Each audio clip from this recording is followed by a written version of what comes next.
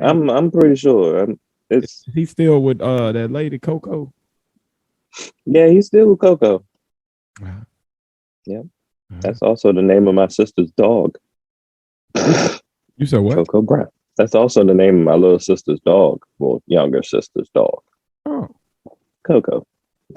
well, salute to you, Coco. All right. I That was random, I know. hope you and Ice T have many more years of happy bliss. But yeah, man. Hell, man. Might as well just do it. Give me 1 second and I'm gonna hit the 1 2 1 2 and Microphone yeah. checker. Welcome to the Partners Show with three friends separated by distance, connected by brotherhood, having weekly conversations that you can join in on. As always, I am 1/3 of the partners. It's your boy Tiz, and I'm along with It's the other third of the partners, the Padawan here. And because of circumstances, they had to be away, had this, family issues at this time. But we're going to hold it down in honor of our bro. And I hope everything's all right. And we'll see you next time, next week, next live. Indeed, man. Prayers up for Face, making sure that he's all right and the family is okay. And yeah, man, we're gonna do this episode here in his stead. Episode fucking 78. 78.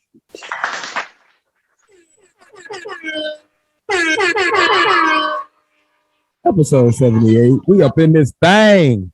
How you living, Pat? We live in what? We live in what? And live in color. We can do. Oh, nah. And I can't wait to get off work so I can do what I want to do when I get off work this Friday. So I'll be on that road. So that's pretty much it for me. I'm just hyped to be away for a while. Right on, right on, right on. And yeah, man, if y'all don't know, your boy Pat is going to be shortly making his way on down here to the A. You know, so y'all may be getting some footage with Tiz and Pat in the same place at the same time for the first time in a couple of years. I feel like it's been like definitely since before the pandemic. Yeah, it's been some while. It's been some while. Yeah. Face made it down, I think, one time, but yeah, I want to say last time I came up, you was you had the vid. Mm-hmm. So you was doing your quarantine thing, and then now I'm so yeah, this gonna be dope. I don't know what the hell was gonna happen, but yeah, don't be surprised if y'all get at least a short or something, you know, with us in the same damn screen at the same time, not talking to each other on the fucking Zoom. So it's gonna be dope to see my bro. Safe travels to you, my guy. Yes. Be me, myself, and Oz. Yes, sir. No chicken sandwiches. Just him, maybe a PB&J, and the long road ahead. Man, it might be just a J because I'm allergic to peanut butters and whatnot. You like my son? Yeah. Gotcha. Yeah, I'm allergic to nuts. Pause. Period. I'm not mad. That's not a bad allergy to have, sir. And yeah, I don't know if that needed one, but we're gonna go there. But yeah, man, it's about that time for us to be back in the same state, in the same place, so we can actually fully give y'all the partners energy and act the fools. Maybe I'm gonna try to get my wife to record some stuff if me and him get up, and definitely I'm gonna try to remember to. But I'm one of them people, I live in the moment, so I definitely will forget to record shit and be so excited, and then it'd be hella cool shit going on, and then I'd be like, oh damn, we should have. So yeah, I'm gonna see how that works out, but hopefully we'll get some content from it. But if not, it's still gonna be dope to see my bro. So yeah, man. See you soon, Pat, in the flesh. But tonight we about to talk that shit. And my favorite segment of the show is up first tonight. So we might well get right off up into it. I think it's time, Pat. Well, shit, if it's time, we might as well. No need to wait. God dang it. Episode 78, motherfucker. It's the Good and Bugger.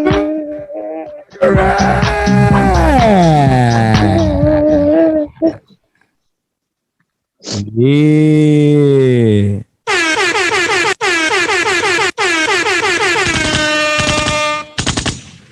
Yes, sir. Yes, sir. We up in this thing. Time for the segment where we talk about all of the wonderful things and all of the bullshit. Let's get off into it, Pat. What you got for us? There's a lot of bullshit, man, and it looks like the media has found its new COVID, monkeypox. You heard about this? What? Monkeypox. What is monkeypox? I will tell you. Yeah, I was about to say, I know we talked about the flu monkey, but we was just joking. No, it looked like the blue monkey done got his own pox. That was the COVID that make break out. Mm-mm. I knew shit would be wrong when that man was humping that man in that MMA match with the herpes. I knew something would be wrong. You can't have herpes be rubbing on somebody and then think that shit ain't go wrong. Now we got monkeypox. Look at this shit. See what you started, sir. Fortunately, they say it's an extremely rare disease and it's a much less severe cousin of smallpox, but it's spreading around the world. It says there's more than like 250 cases out. Didn't we eradicate smallpox? Sir, like how are these diseases from the 1700s popping back up? Like what the fuck? We got all this medicine and shit that was taken care of with a motherfucker that left some bread out. That shit popping back up for real. They say we eradicate this stuff. I feel like we don't ever eradicate these viruses out. I feel like we just either bring them down to a level where they're tolerable and less noticeable. Well, I don't know what to say here. Well, damn. We got variants of smallpox. I guess the next thing that we ought to do is start eating a bunch of lemons and oranges, and maybe putting up mosquito nets. I feel like the next thing is going to be scurvy and malaria. I mean, should I get out some braces for my legs? Is polio coming back? Like, what's happening? Like, what the fuck? Well, it could have been worse. Around 2020 in May, we had the murder hornets from Asia. So, it's always an M. Murder hornets, monkeypox. It's always an M. May is a weird month, man. I swear, it's just weird. Keep us in the house so we can keep on buying shit off Amazon. Mm-hmm. Bezos. Yeah, it looks like it's like European base or whatever, and it seemed like there was some type of contraction at some European club or something like that. Whatever. Shit over there. Yeah. We don't want it. We don't want it. We already got we struggling with the last shit. We don't need no new outbreaks of nothing right now. No new remixes, no nothing. No, none of that. None of that. No, sir. Oh, man.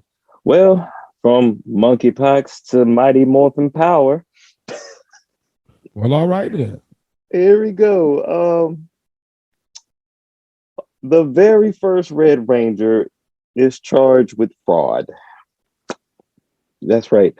Austin St. John. No, not Tommy. What was not Tommy? It was Jason. On the show.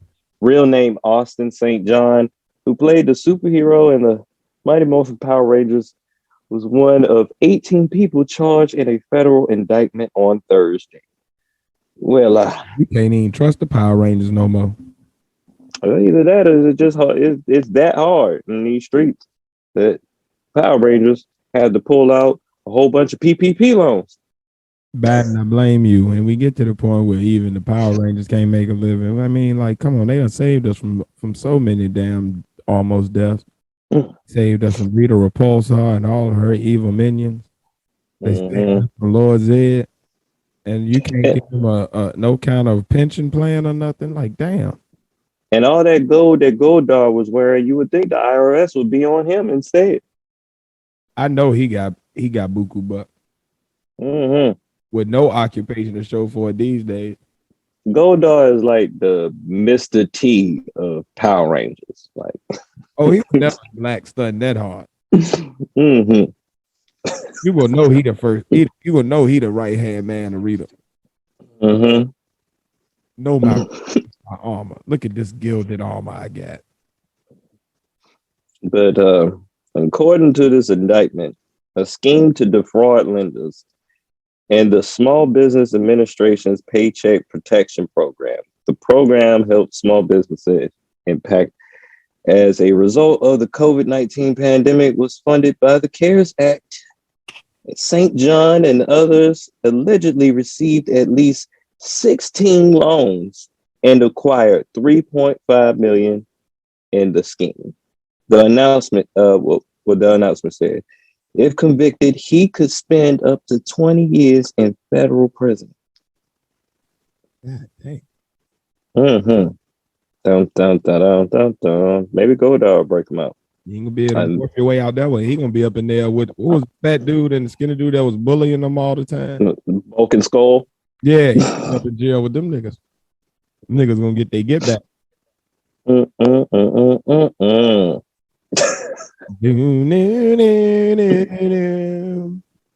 Yeah, you might want to go morphing on this one, because How about Jason? but that's 3.5 million split up between 18 people. You really ain't getting that much money out of that situation. So Yeah, this is true. mm-hmm. But if you break it up, you still getting what? Let's see. 10 is that's Like 1,000. 19, You still getting like 100 and some thousand. 194. I don't know. My math ain't that sharp, but 198, 200. so you still getting a substantial amount. Now for him, I don't know what that looks like. For him, I don't know what their residuals look like or what they've done with their money, etc.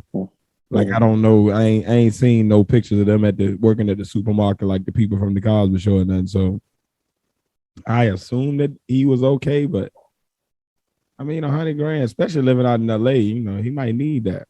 That's He can, I don't know. I'm pretty sure you can find some intern somewhere to say, "Hey, I worked for him." Some shit. I wouldn't be surprised. Mm-hmm. More to come out about this. I mean, Ex-girlfriend or some cousin or somebody gonna come out and say something about it. a fan from the Comic Con or something. You said what? Maybe a fan from Comic Con or something. A furry. Or shoot, maybe Tommy, the Green Ranger himself. He's doing good. He got his own dojo. Day to day, a lot. You know what's funny? The Red Ranger is named Jason on the show, but the Green Ranger's real name is Jason. That's because he like Jason David Frank. He was the better Jason when he came in. The Green Ranger had the best shit and was the best dude on there. And when the motherfucker turned into the White Ranger, it was all over there. That motherfucking tiger was the shit. Yo, I got it. And that big ass, that nigga had a fucking Schmittar. That shit was, the lyrics to the theme song was always be to have a Schmittar. Nigga hadn't seen a Schmittar since fucking King Saladin. Arabian Nights. King Saladin. Yeah. Back in the Spanish Inquisition or some shit. Goddamn, when the Arabs took over, like them niggas, fucking Moors, come riding out of Africa with a Schmittar. The theme song used to have me tripping because their lyrics, White Tiger Ranger power. y'all just throwing darts at the board or something, just making the lyrics. After that's it. They ran out of shit. They was like, well, last I did with you. Oh, that's just go White Ranger, go White Ranger. Just saying go and telling that nigga what to do. He just posing and shit. Go White Ranger. Yeah. Okay. Ready. Okay. But I ain't gonna lie though. When he jumped out of the Dragon Zord and jumped into the Megazord and started fucking everybody up in the Megazord, that was hilarious. That was hilarious. That went up Green Ranger when he was evil, when he first came out. Yes. And he jumped in the Megazord and he just started fucking everybody up. First. He showing up was. That's why it's cool. all the bad guys that turn good always like the coolest good guys. He was cool. Because in the 90s, if you had a slick back with a ponytail, you was in shit. I don't know why. It was something like slick back hair. And then if you wore like a plaid shirt and your arm with no sleeves, yeah. If you had the Nirvana look, yeah. If you looked like you was an extra from Bill and Ted's Excellent Adventure, you kind of had the appropriate clerks. That is to be like, all right, this dude's supposed to be the cool guy. I'll roll with him. I'm surprised they didn't gave him a motorcycle or some shit. That's all he was missing. Yeah, that's all he wanted. The jacket. Mm-hmm. Gave him a guitar, he'd be a desperado. Antonio Banderas. Dum, dum, dum, dum, dum. That's a good damn movie. That ain't Once Upon a Time in Mexico. Mm-hmm. It was a good movie. I digress. What am I thinking? Renegade. Both. The Renegade. Renegade was that TV show. That was good and terrible. It was. Lorenzo Lamas. That was classic USA B movie TV show though. You know USA. Well, we ain't got no Walker Texas Ranger. I know what to sell. Let's get a Renegade. He can ride a motorcycle, but do all the same kind of shit that we want Chuck Norris type to do, but with worse martial arts.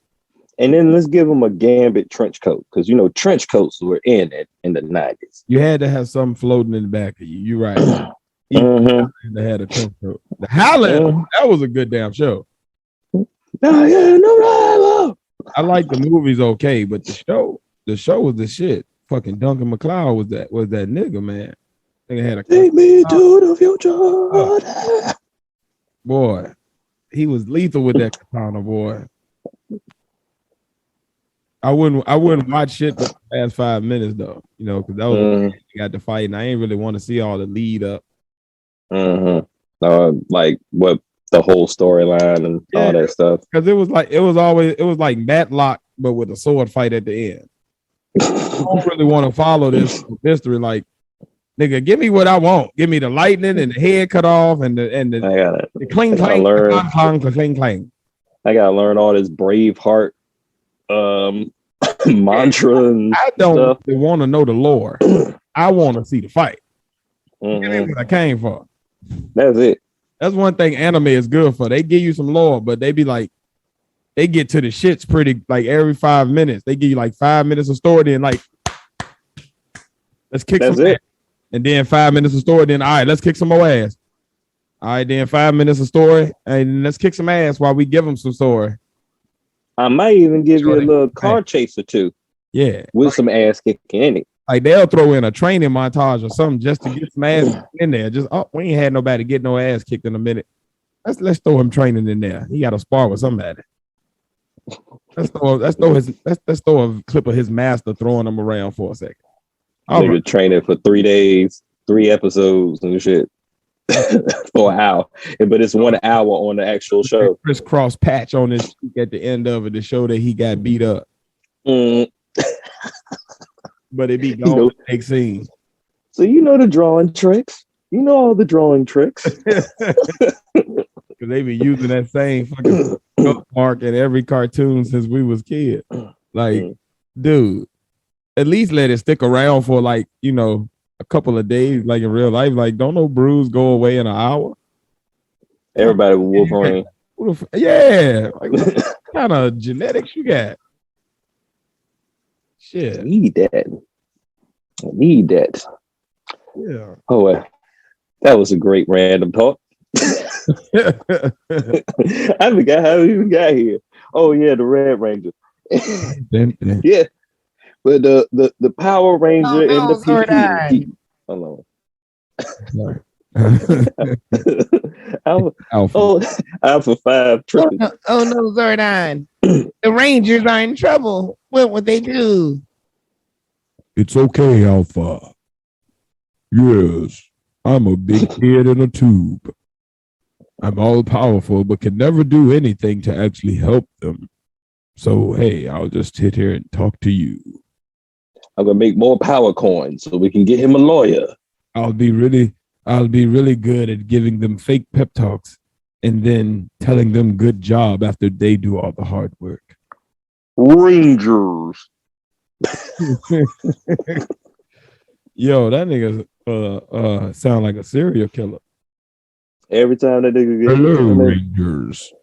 every time something pop up, Rangers, we need your help. So Bane voice. I live in it. I was born in it. I was born in it. I was born in it. Yes. Oh man. That was hilarious. I will break you. I'm sorry. Yeah. All right. I don't got no segue into this next fuckery. E1, just go into it. Fuck it. Walmart apologizes for selling Juneteenth ice cream. They had ice cream with a Juneteenth motif labeling around it. Also had Juneteenth paraphernalia, and the internets, especially the black internets and black Twitter, we didn't approve of it. We didn't approve of Walmart trying to capitalize on black pain, because that's what Juneteenth is really about. One day. Is any of these proceeds to this? At this moment, that Tiz started to think, oh, Walmart is such niggers. They always doing some bullshit. I don't understand it. Okay. Gotta get a quick buck, I guess. Yeah, so I don't approve. Well, they took all this. They say they took it all off the shelf or whatever, and then they apologized that we, or whatever, for the tone deafness of this whole thing. I'm like, all right, if it was okay, if the proceeds go to some black, like reparations, that'd be cool. I'll take some reparations right now. Give me a little reparation. Hell yeah.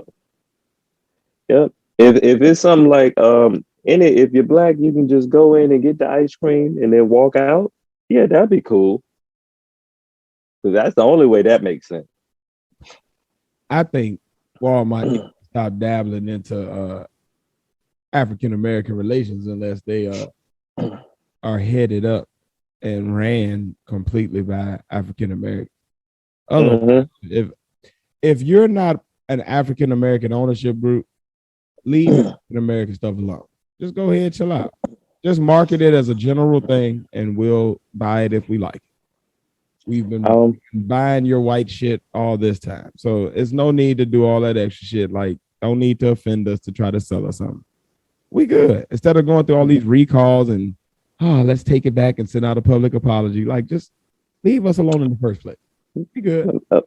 Black America has the strongest buying power. I keep hearing from statistics and different people. And this is not the way you cater. This is just not the way you cater. Yeah, like, it's no need at this point for y'all to keep on even like pander. Trying to pander. Like, it's been proven that we will buy the product if we like it, no matter who sells it. Oftentimes at our own detriment. So, like, just market your shit normally instead of with all this extra shit. Because all you're doing then is just you wasting time. You could have got us to buy the damn ice cream in the first place had you called it something else and just marketed it in normal shit. Could have called Hidden Valley Ranch ice cream and we would have ate the fuck out of it. I wouldn't, but they would have. Man, you know that new Hidden Valley, man. That the new good ice cream, man. That shit good, man. They got it over at Walmart, man. It's like $19 a pint, but it's good. They should have Yeah. kept that valley hidden somewhere with that ice cream. Dang. We'll fuck with anything if we like it, man. So you ain't got to do all that. McDonald's been killing our community for years, and now they ain't. That was way before they had anything pandering to black folk. It was just white folk and a fucking clown Mm-hmm. Way before they stole Pusha T's lyrics. and a hamburger that I'm pretty sure was a pedophile, but Mm. that's neither here nor there. Mm. Yeah. But Pedophiles to South Carolina with you. to South Carolina with you.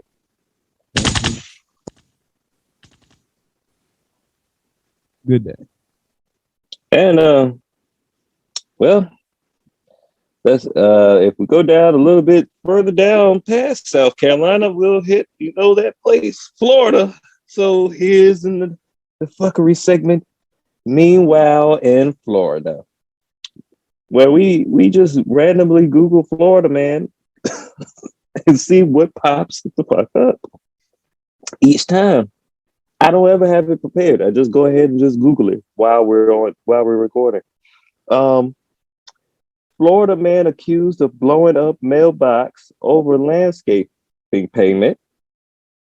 Florida man faked his own pardon from Trump while under investigation. Florida man survived lightning strike in Lake County. Man. And Busy today. yeah. And a naked Florida man is accused of killing 2 infants, and they have just arrested him. Oh. Wow. Well, while we That shit's good. about some fucked up shit like that, let's go to Florida's cousin, Texas. Mm. Where it was reported today that a gunman has killed at least 18 children at a Texas elementary school. An 18-year-old gunman opened fire at a Texas elementary school, killing at least 18 children as he went from classroom to classroom. Officials said in the latest gruesome moment for a country scarred by a string of massacres. The attacker was then killed by law enforcement. The death toll also included 3 adults. It was not immediately clear whether that number included the attacker or how many people were wounded. The massacre at Robb Elementary School in the heavily Latino town of Uvalde was the deadliest shooting at a U.S. grade school since a gunman killed 20 children and 6 adults at Sandy Hook Elementary in Newtown, Connecticut. First of all, rest in peace. Rest in peace. Mm-hmm. To all of the people, all of the babies, all of the adults, all of the families of those people, like just condolences, prayers out to y'all.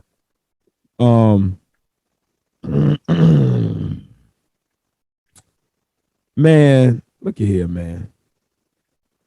I'm a heavy believer in the Second Amendment, but I'm a heavy believer in it only because other people got guns. So I believe you got to be able to protect yourself with equal force to the people that are out there looking to harm you.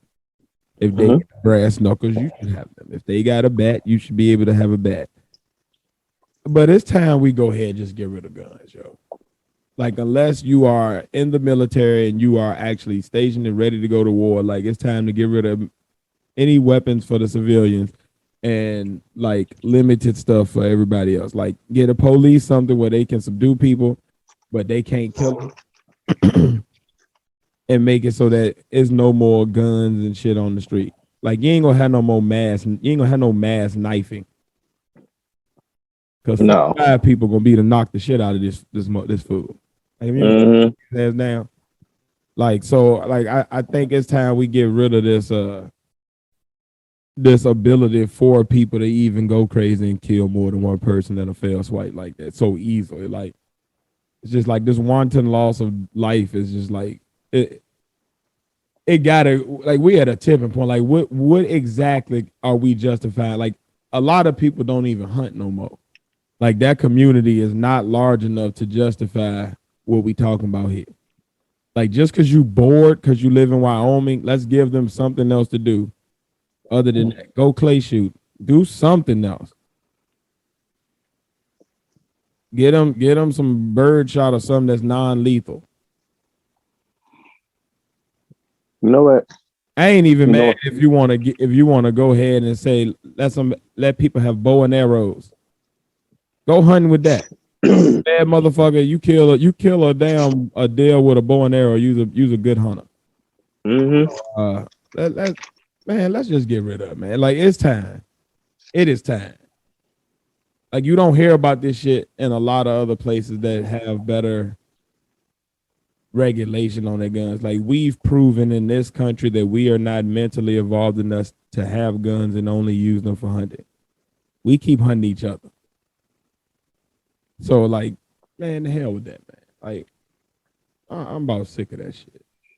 And what I can't stand is these people that be like, they're gonna take away our guns. So They haven't taken away your guns yet. not yet. There's been multiple shootings. We've had 3 mass shootings within the past week. And I really think it's something to do with this. I don't know. I really think they're like a cult of these people that's just on the same Facebook group or something. And they just. I think it's them cues. I think it's them folk that's like them Mhm. extreme fringe people that's like they believe that down with the government, down with society, everybody's lying to them. It's like they're these are not the mainstream society people that's just walking around every day just chilling. Like these are nuts. Yep, disguised as American patriots and shit like that. Right.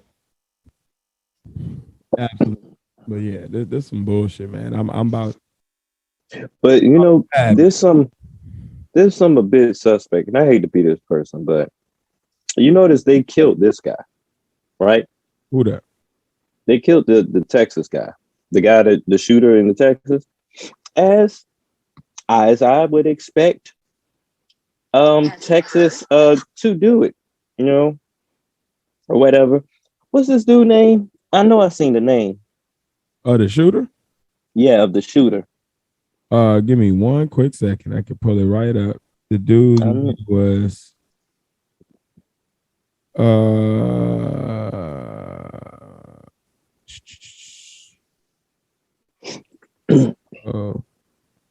that's the hospital. Salvador Ramos. Yeah, they killed Salvador Ramos. Salvador Ramos. All right. Yep. I'm saying stuff about saying it. What was the name of the Buffalo killer? Because he's still alive. The Buffalo killer?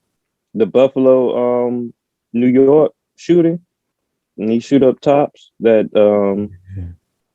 because he's still alive. Go.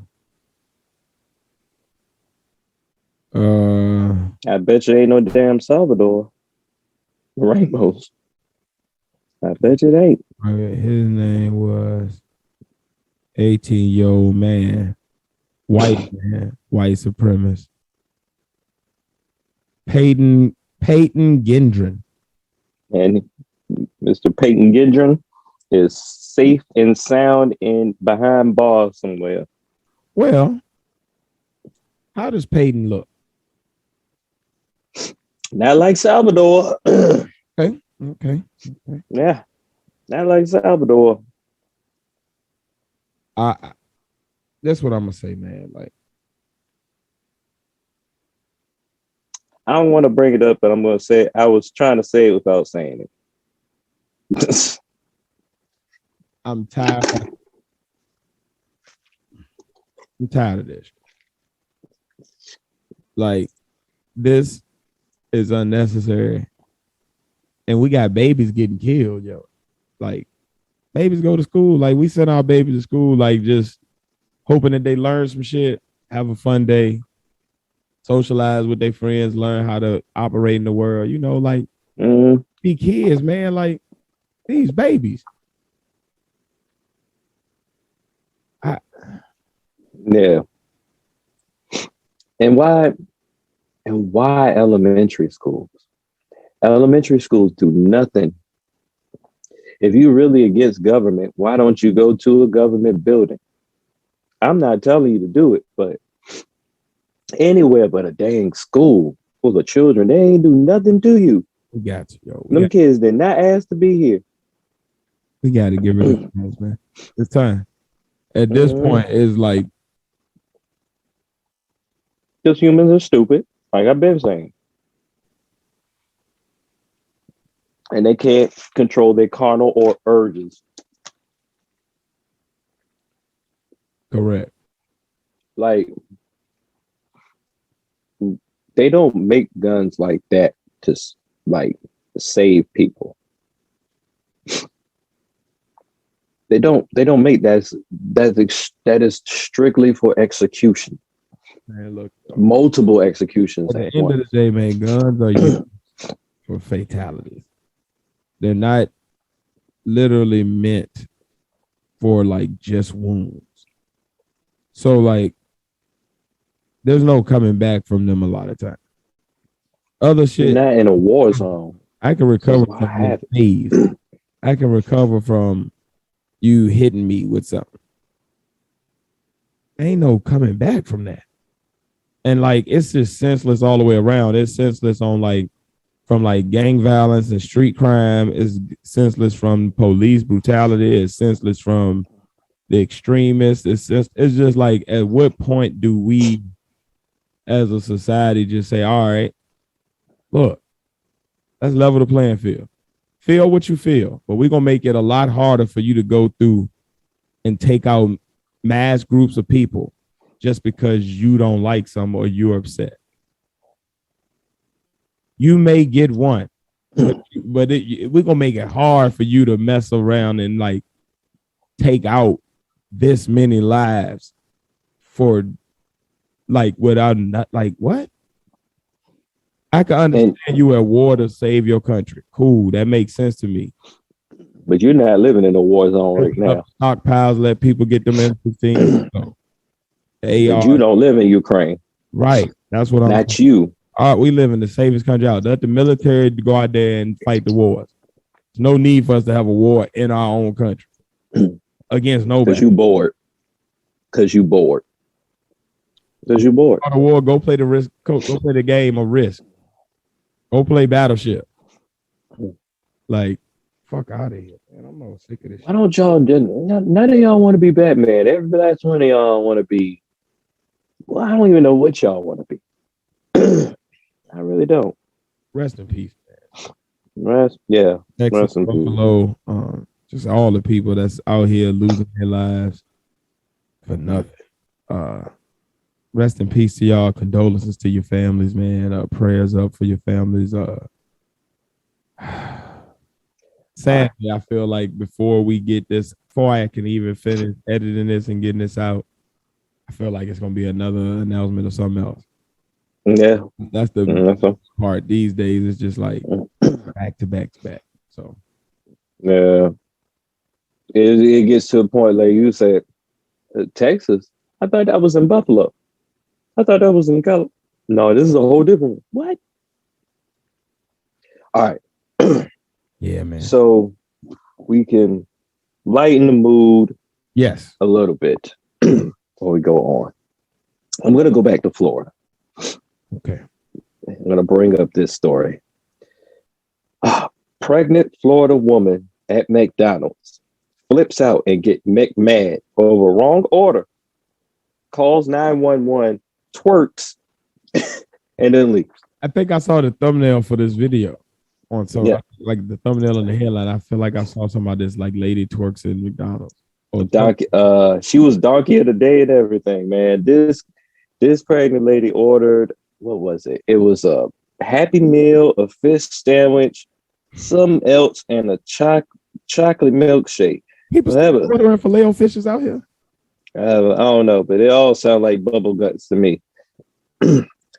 Evidently, they did something wrong to the order, and they said, "Hey, we'll fix it quick, fast, in a hurry. Just move up to there." So instead of moving up there, They park. She comes in, start knocking over like cups and everything, freaking out, throwing a sign all over the place. Her sister was trying to calm her down and stuff like that. She was just like, no, they're trying to take my money. I want my money back. And hey, he said the people were even talking about giving her back the money, but yeah. Ma'am, if you don't get the house here for some old bullshit food in the first place, like, come on, ma'am. Like, you know it, especially if you was already at a hood McDonald's, you already know they gonna be slow and take them a while. You better hope they get your order right. Or they even have half the items that you actually ordered. Because they will literally ring you up, let you sit there, and then come out at the last second and be like, oh, we don't got no fish patties. You want a McChicken? Well, we don't got no fries. You want some tater tots? Or we don't got, like, them niggas come out, and we don't got no, the shake machine down. You want some chocolate milk? And then you're wasting time calling the police saying I'm at McDonald's. I'm 5 months pregnant. These people don't know how to run a fucking McDonald's. I want my money. They try to cheat me out my money. I want my money. Nobody give a damn about you and your money and your goddamn your bubble guts order. Like, calm the hell down. Entitled ass people. Right. And then after the fit, she walks out, randomly starts twerking, and then leaves. I don't even know why. That's the effect of this new city girl mentality, man. Like, what is that going to do? What is the effect of that? Like, what did you expect the twerk to? Like, how was that the punctuation? What did you just prove by doing that? That you can dance? That you like to throw your ass around? What? What does throwing that ass in a circle have to do with anything else? Oh man. Kevin Samuels tried to warn us. Kevin Samuels tried to warn us. Just saying. See? You want to say about the brother's delivery, the message?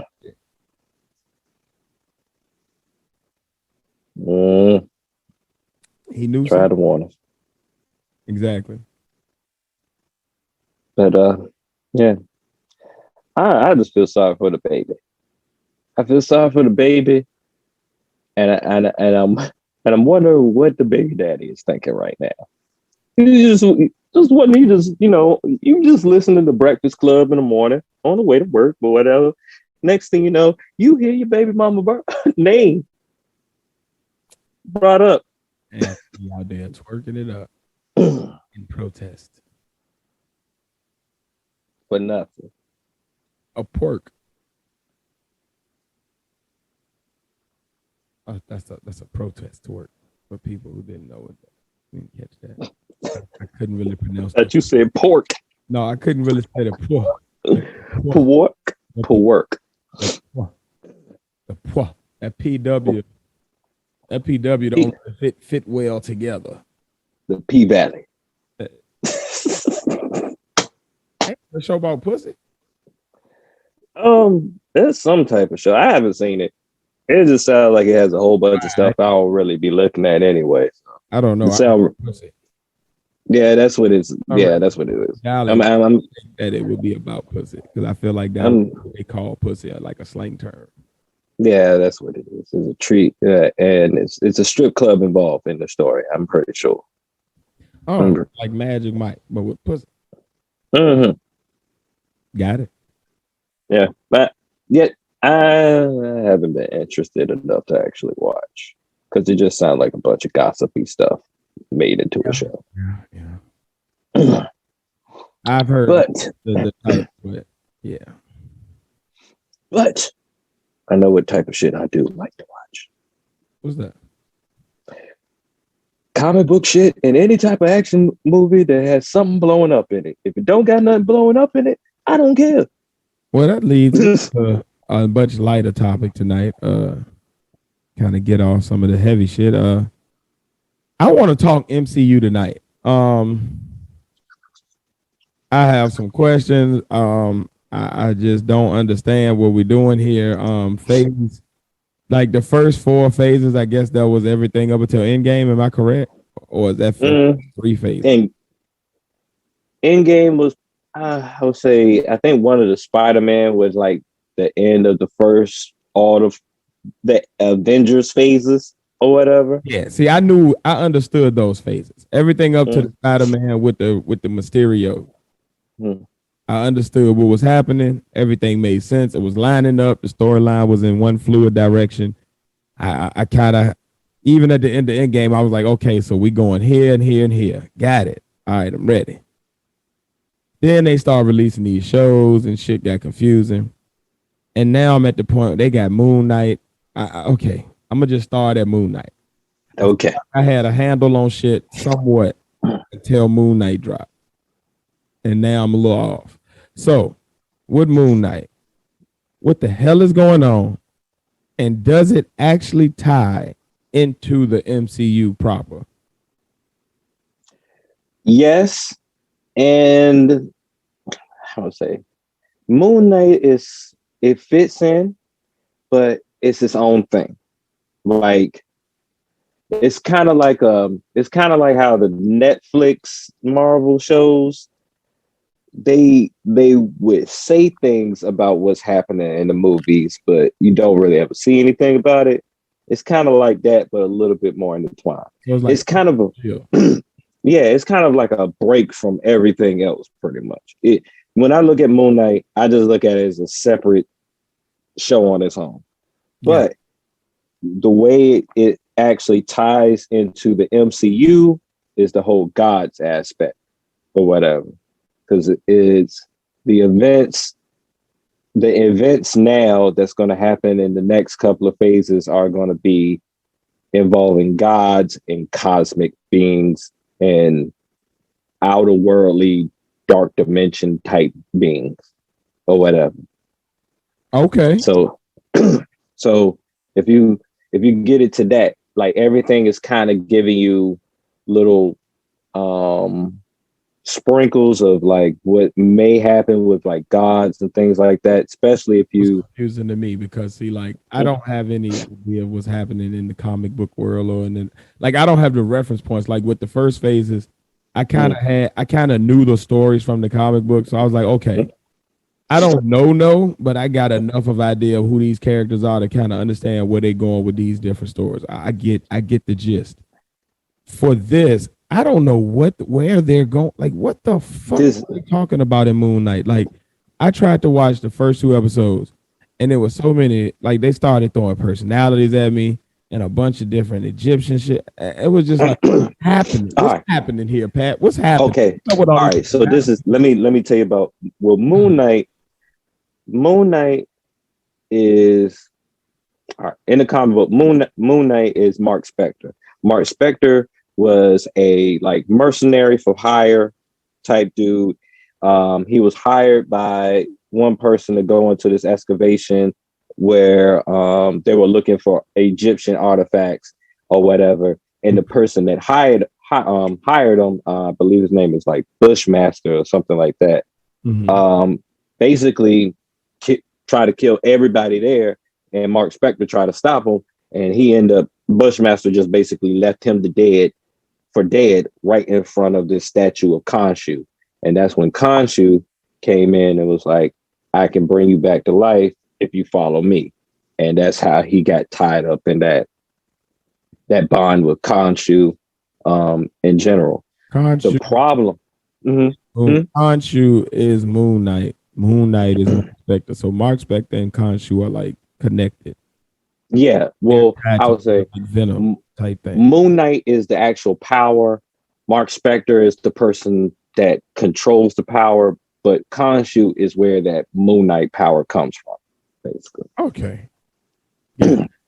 now these personalities. Okay, that's what I'm going to get to. The problem with Mark Spector is he is a person with dissociative personality disorder. Mm-hmm. And he's always been like that. And because of that, he will the traumas in his life, he would create these characters in his head that would take over. That way he don't have to deal with the whatever trauma he's going through. Like Steven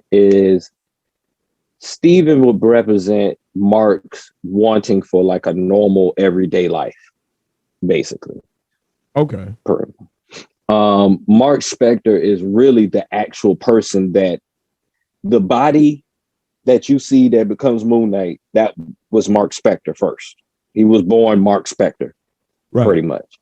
It's just that when they did an interesting way of introducing us because I guess as a way to get away from the life that he had, he just went fully Steven from the beginning of the story or whatever, so he can just keep away from that lifestyle. He have like a break from the lifestyle he has being trapped as the Avatar Khonshu or whatever.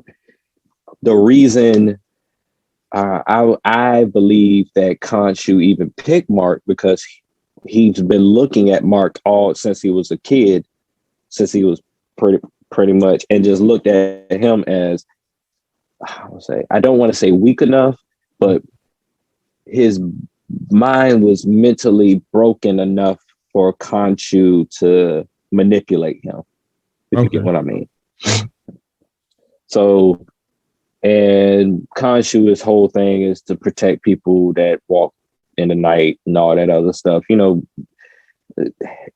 gods and these type of characters don't have like, they always have some moral reason or whatever to do their fuckery. Pretty much. True. Okay. Oh, well. Okay. So these other personalities, they can use the Moon Knight power because they're still part of Mark Spector body, but they look they look a little different because they're each time different personality. Yep. But it's all the Moon Knight power. It's not like a version of and that one is one personality. I don't know how far you got into it, but there's one personality that we don't get a formal introduction to until the very end or whatever. But you get clues that there's a third personality that's a little bit more violent than the last or whatever. That's like his dark side or whatever. And you'll find out that Khonshu has his way of manipulating that side also. Oh shit. Okay. So I gotta go back and finish watching that first of all. It's like, it's a good show. If you like certain show, when you go into the MCU shows, you got to look at them separately from, you kind of have to look at them as their own thing until they start. Really, you just got to look at them as your own thing. And then when you look at them as your own thing, then you find all the little ties why it ties into the MCU in a general or whatever. Like if you watch Loki and WandaVision, it kind of prepares you for like Doctor Strange. I like it. Yeah, I did. Yeah, they did. And speaking of Doctor Strange, I'm about to get to that in just a second. I kind of want to lead into the final question with Doctor Strange. I feel like Doctor Strange will have a natural kind of connection to my final question. But what is the deal with this other movie that's coming? This Thor movie. What's happening? I seen like a little quick trailer, little piece, snippet or whatever, and I was like, "What the hell is happening?" This is Hammer back together. This is the one I'm kind of excited the most for, more than Doctor Strange. Black and white. That's Gore, the God Butcher. Okay, all right. Before we get a little too the Black and Night or the Night in Black. It's connected to it. When I was talking about the King in Black or whatever, that's what it was called. Yeah, is that he's connected to it. He's connected to it. It's not him. He's not the King in Black. Is this guy that sword symbiote man? Huh? Is this guy the symbiote man? I would say that sword that you see in the new trailer, that is the first symbiote, the sword itself, or whatever. Oh. All right. So they all respond to that, I would assume. Yeah. I'll put it this way. The first couple of years, the first 10 years of Marvel is basically the MCU being built off of the comic book origins. The next couple of years, from where I see it, is the MCU building not only off of the comic book origins, but the MCU itself, pretty much. Like when it comes to this Thor movie or whatever, and I did have had a little breakdown of Gore in that first episode of Intergalactic, but Gore is a person that lived on a barren planet like billions of years ago. His parents died because there was barely no resources on the planet. Pretty much his pregnant wife and his children died in an earthquake or whatever. And his culture was a highly religious culture or whatever. They were definitely like, as far as believing in gods and stuff like that, they were highly religious about that or whatever. But when all that shit happened to Gore, he was like, man, fuck that. Gods ain't real. And if they are real, they don't care about us. Wait, I got a cough. I had to call.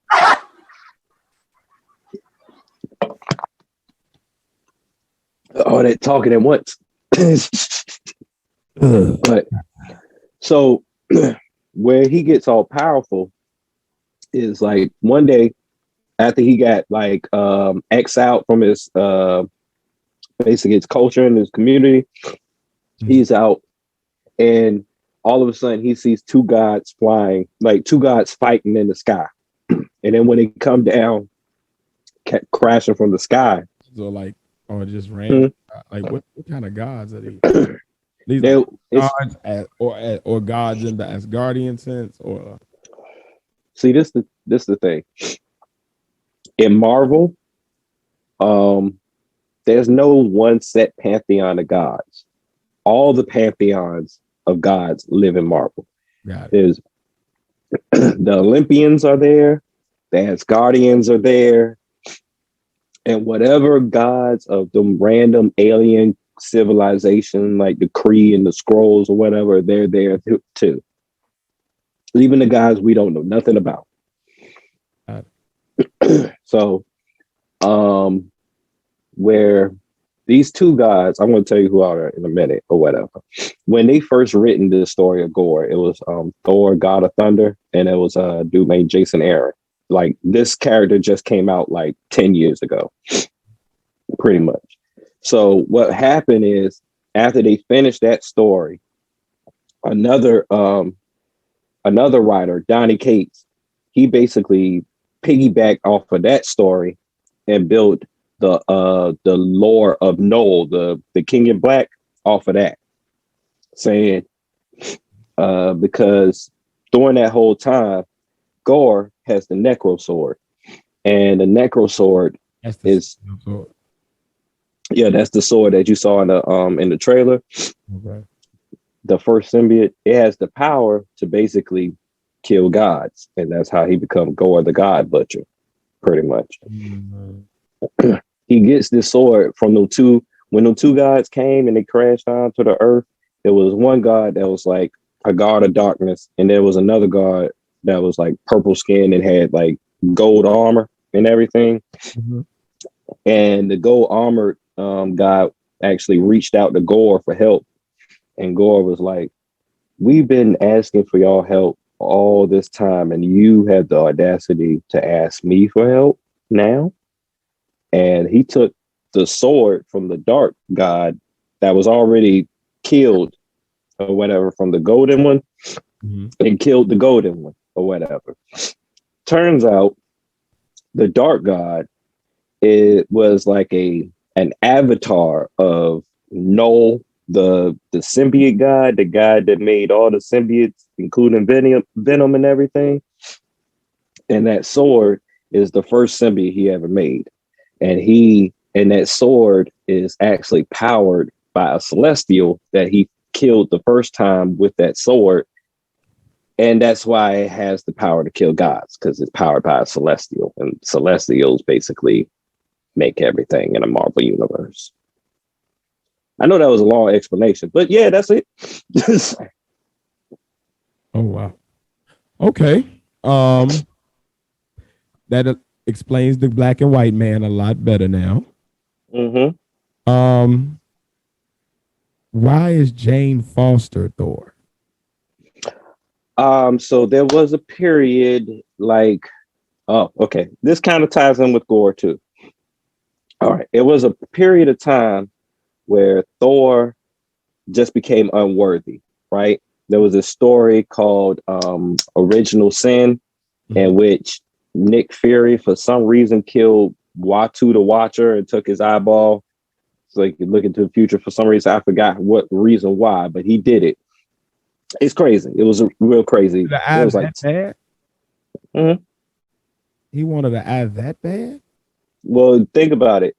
The eye of the Watcher have seen everything in the Marvel universe.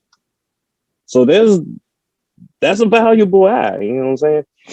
I'll but in that whole thing, right? Mhm. In that whole situation, um, him, Nick Fury, and Thor had a conversation, and Thor explained what happened with Gore, the God Butcher, and then Nick Fury said something that triggered Thor to become unworthy. So for like years, they were like, "What was it that made Thor unworthy?" Right? Mm-hmm. Or whatever. So it turns out that Nick Fury said Gore was right. Gore was right, and guys didn't do nothing to help humanity or mortals, and that triggered something in Thor, I guess, to make him unworthy. Pretty much, I think. I think with the worthy thing, it's like you got to have like some type of confidence or like confidence in you that Mjolnir can detect that would make you worthy. So that's why I feel like it triggered him to become unworthy. But at that time, Jane Foster came around, and for some reason, she found Mjolnir and was like, it's always has to be a Thor, and then that made her worthy. And there was a period in the comics where Jane Foster was Thor. Okay. And she was one of the Avengers and everything. But she did All just throw it in there. yeah, just you can imagine all the how would say the very strict nerds in the community like were like pissed off because she was Thor or some shit. Like comic books don't ever change up every 5 seconds. It's just a matter of time for Thor to become worthy again. In general, they're not going to keep it that way for a long time. Frog Thor, but all right. Anyway, all right. Okay. Now, with the multiverse of madness. Mm. Okay, I see they going toward Gore the God Butcher with Thor. Mm-hmm. With the multiverse of madness, why was it about Scarlet Witch looking for her kids as opposed to all the other angles they could have taken with that? And now that, well, go ahead. And feel free to go into the Secret War stuff if you want to, because that's my last question is like, what the fuck is the Secret War shit that everybody keep mentioning after Multiverse of Madness? I would say the main reason they probably would have picked Scarlet Witch for the Doctor Strange movie is like, I can't really tell you why they would just pick that, but I would say she was the most current thing in the MCU to carry it along, or to like, the thing about the MCU is they don't just drop random villains in like or whatever if Right. it's supposed to be a main villain. It's like they sprinkle little things first or whatever. Yeah, I thought we were Kang because of that. And I Oh no. like a little quick team up with like Vision, Scarlet Witch, and Doctor Strange, where they had to go fight Kang. I would say I didn't see this. I didn't see it going that way at first or whatever. But now when I actually see the movie, I was like, you know what? This is the easiest thing to do as far as the MCU and making sense. I feel like if they put in some random villain or the thing about the MCU that works is familiarity. Right. The more the audience is familiar with the character or whatever, the more they're like ready to see it more. Pretty much. I Go ahead. I really tell you the truth, I really didn't expect Scarlet Witch to be the main villain. I really didn't. Is I Kang thought coming? Kang is coming, but it's not. He's not coming. He's coming on the Ant-Man movie or whatever. Got it. Okay. When is Now that I believe that is was that either the beginning of next year or the end. It's not. I don't think it's this year. okay? It's Ant-Man 3. I can understand why he the villain in that though. Yeah, it's two. That's supposed to be in February 2023. Okay. So next year. All right. Okay. Now with the Scarlet Witch and that lady Clea coming in at the end. Mm-hmm. That's her name, right? Clea. Clear. Yeah. I keep hearing people on the internet talking about this Secret Wars thing. Now I didn't read the comics about Secret Wars, so I have no like. Is this the thing about the that Captain Marvel was setting up with the Kree versus the Skrull type thing, where the people was here the whole time and they was hiding out? That's Secret Invasion. Okay, That's Secret Invasion. what is this Secret Wars? All right, Secret Wars. It's been two Secret Wars. It's like a Secret Wars that was started by the Beyonder, and that was in the 80s. And it was really just like a big comic book event where basically the Beyonder was trying to pitch people together to see which was stronger, good or evil. So, you know what I'm saying? That much. Then there was a second Secret Wars that came out about 10 years ago also. And this Secret Wars kind of relates more to the MCU. If you noticed in Doctor Strange 2, they kept saying word incursion, and that's when two universes collide, basically. They talked about that in Loki a little bit too, with the like the Nexus events and stuff happening during. Yeah, okay, yeah.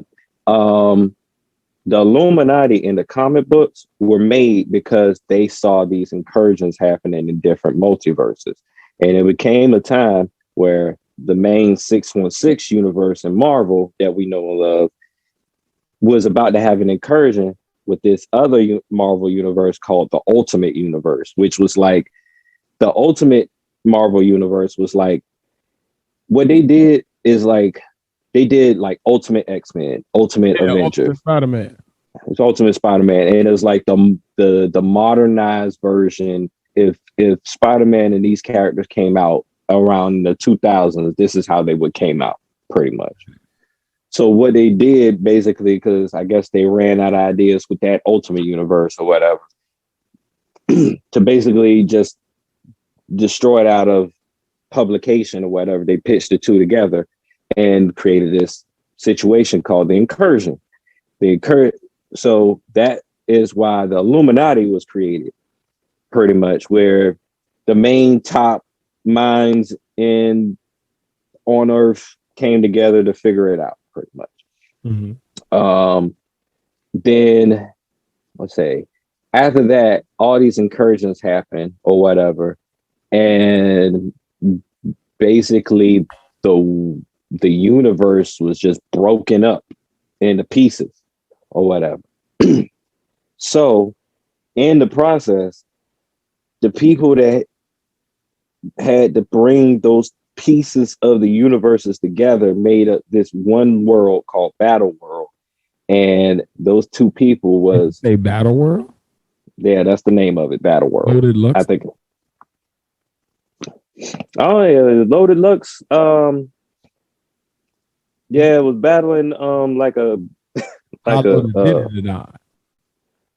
Oh man, this was weird. This I don't know. It was a weird moment for comic books at this point because in Marvel events, if it's like a big Marvel event, that means all the comic books affected. So like if you were used to collecting Uncanny X-Men, now you got the Secret Wars version of that comic book, and all the other comic books around it probably stopped in publication. And it was just you got Secret Wars X-Men, you got Secret Wars Fantastic Four, you got Secret Wars, that amount. But to save the universe in general, Doctor Strange was forced to work with basically Doctor Doom to save the universe and get all the parts of the universe together and created this one universal like world called Battle World, in which Doctor Doom was God of the universe and that was Secret Wars. So you did. Doom was coming. Yeah, Doctor Doom is coming. It's coming. We seen Reed Richards, so it's bound for Doctor Doom to come. And when he comes, pause. But when he actually comes, it's probably going to be he's going to appear in Fantastic Four or whatever.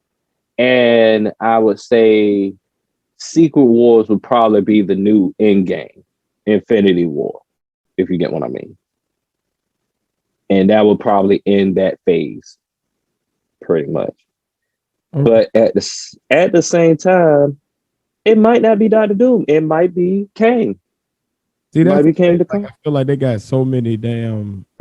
Like I feel like in the first phase, like it was like, all right, you knew who the immediate dude was, but then like pretty early on, they kind of started hinting around at who the big bad was gonna be, and then they just kept that through line the rest of the time until the end. Now I feel like they got like 4 big bads that it could possibly be by the end of this thing. All viable, but there's no real through line to like say, okay, we definitely pointing here. It's like every movie or every show, a new bad get introduced that it could be in the next one. Like I would say the main bad right now is Kang, but this is how we put it together. One, if it's a multiverse, all right, before all this, we just had one universe that was the MCU. So there was one big bag that was Thanos, right? Now we have a multiverse. So of course we're going to have more than one big bad. It's a multiverse. Yeah, I guess like it ruined a lot of the fun of the Marvel Cinematic Universe. The fact that like you can kind of guess what's going to happen. As even like a more casual fan, like you didn't have to be like a person that was so stuck into the comic book that you can kind of understand where they were going with it. You were able to kind of casually pick up and just going off the movies and the end credits and stuff like that, you can kind of piece together like, all right, so we know it's going to be Thanos. Now it's just a matter of how they going to piece it together. So that was kind of the fun. It was like you knew what was coming. How do I get there? But now it's like I have no idea where I'm going, and I don't know that I want to go there because with the shows, it's been hit or miss. It's been like I kind of like certain parts of WandaVision. I wasn't a huge fan of Captain America. It was all right, but I wasn't like a big fan of the Captain America Winter Soldier one. This Moon Knight shit is confusing as fuck. I like the Eternals, but I don't really see them tying so much in other than the fact that they started to introduce gods and they introduced the dude, the Black Knight or whatever, so that he can win up with the Sons of Night or with Sons of, them dudes. The Midnight Suns. Yeah. Yeah. I would say, how I put it, everything has its slight little thing that connects to the MCU. It's more like every show has its own thing that connects the whole MCU together, pretty much. Loki is I feel like Loki is the focal point of all of what happened in Loki is what made the things that happened in Spider-Man No Way Home happen. The things that made WandaVision happen. Okay. Pretty much. Like that part. what But that part when we get to these movies, right? So you look at you look at the Spider-Man movie. Not really setting anything up, almost kind of like taking him out of the MCU almost. It's like, well, we won't see him for a while. You got this Doctor Strange movie. To me, it left me with more questions than like an understanding of like, okay, this is the direction what's gonna happen next. Here. Thor looked like it's about to go in a completely different direction than what's going on over here with Doctor Strange and them. And then you got Black Panther slated to come out, Ant-Man slated to come out. And I'm looking at like, okay, so Black Panther come out. How do they tie into all this shit? Like, I don't see no through line to like really get all these other on board for the big hurrah where everybody comes together and does their thing. Or do you think that that's not a plan for this phase? Like that they're not. I don't think big team up. I don't think it's going to be a big, because if you really think about it, the big team up movie was the Avengers, and really there's really no Avengers left. Pretty much. But you got other groups. You got the X-Men. You got the younger. They ain't out yet.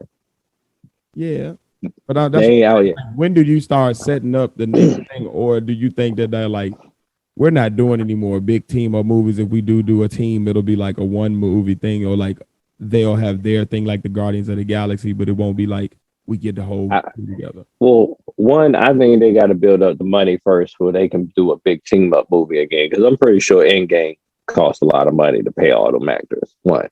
So the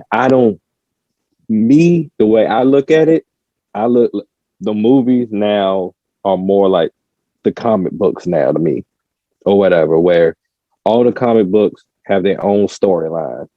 They may have different people from different storylines or whatever in it, but they have their own storyline. Like Doctor Strange has his own thing. Spider-Man has his own thing.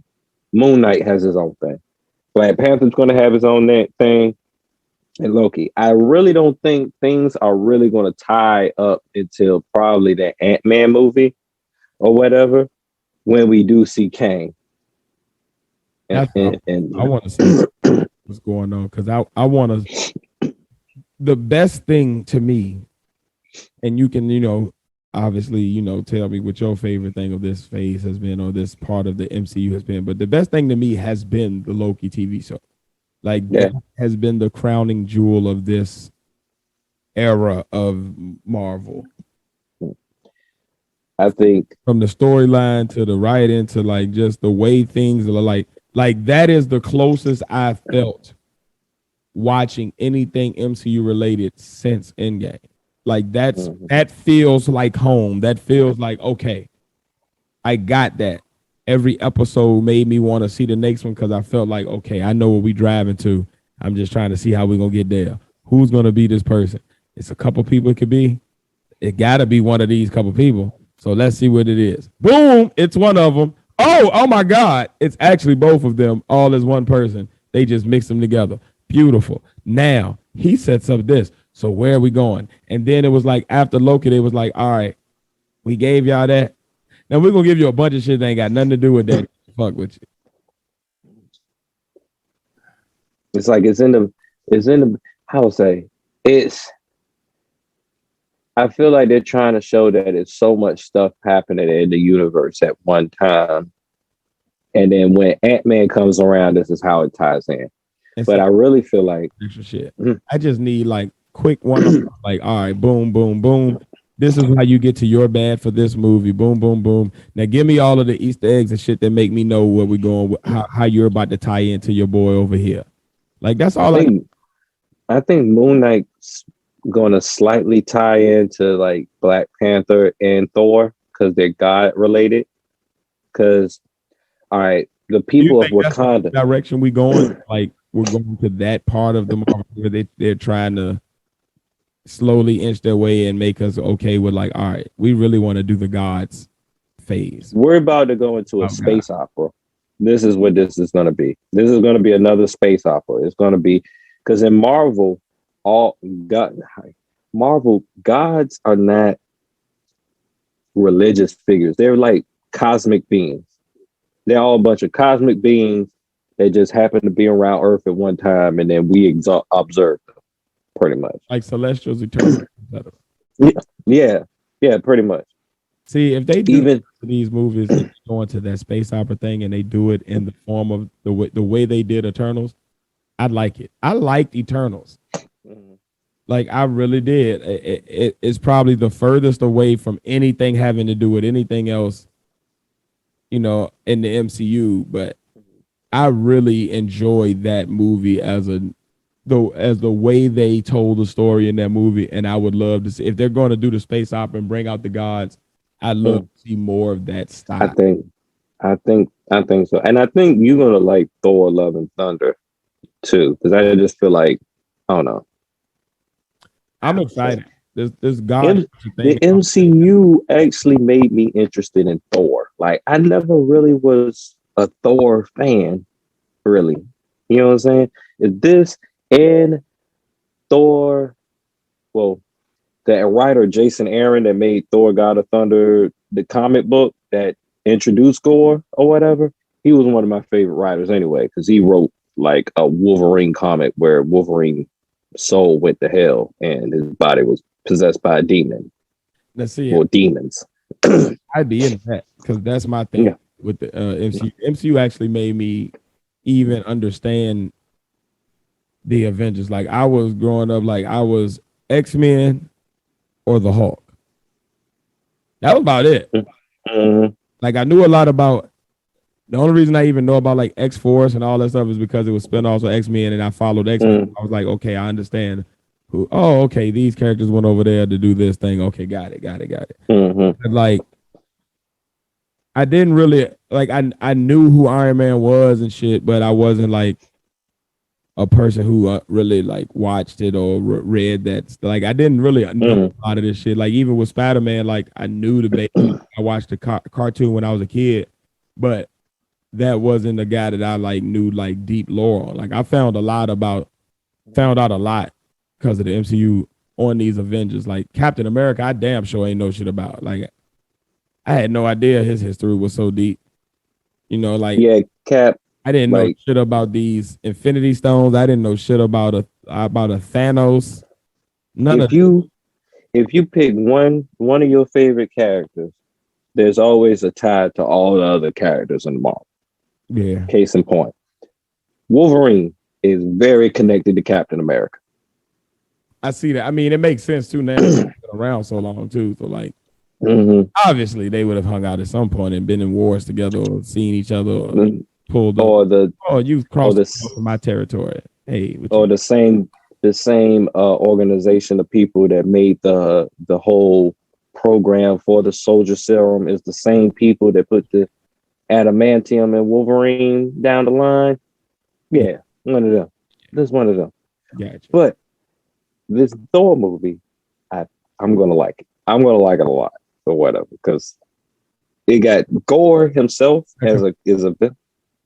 What's the date for that? I didn't really pay attention to that. It's in July. It's gonna be July this year.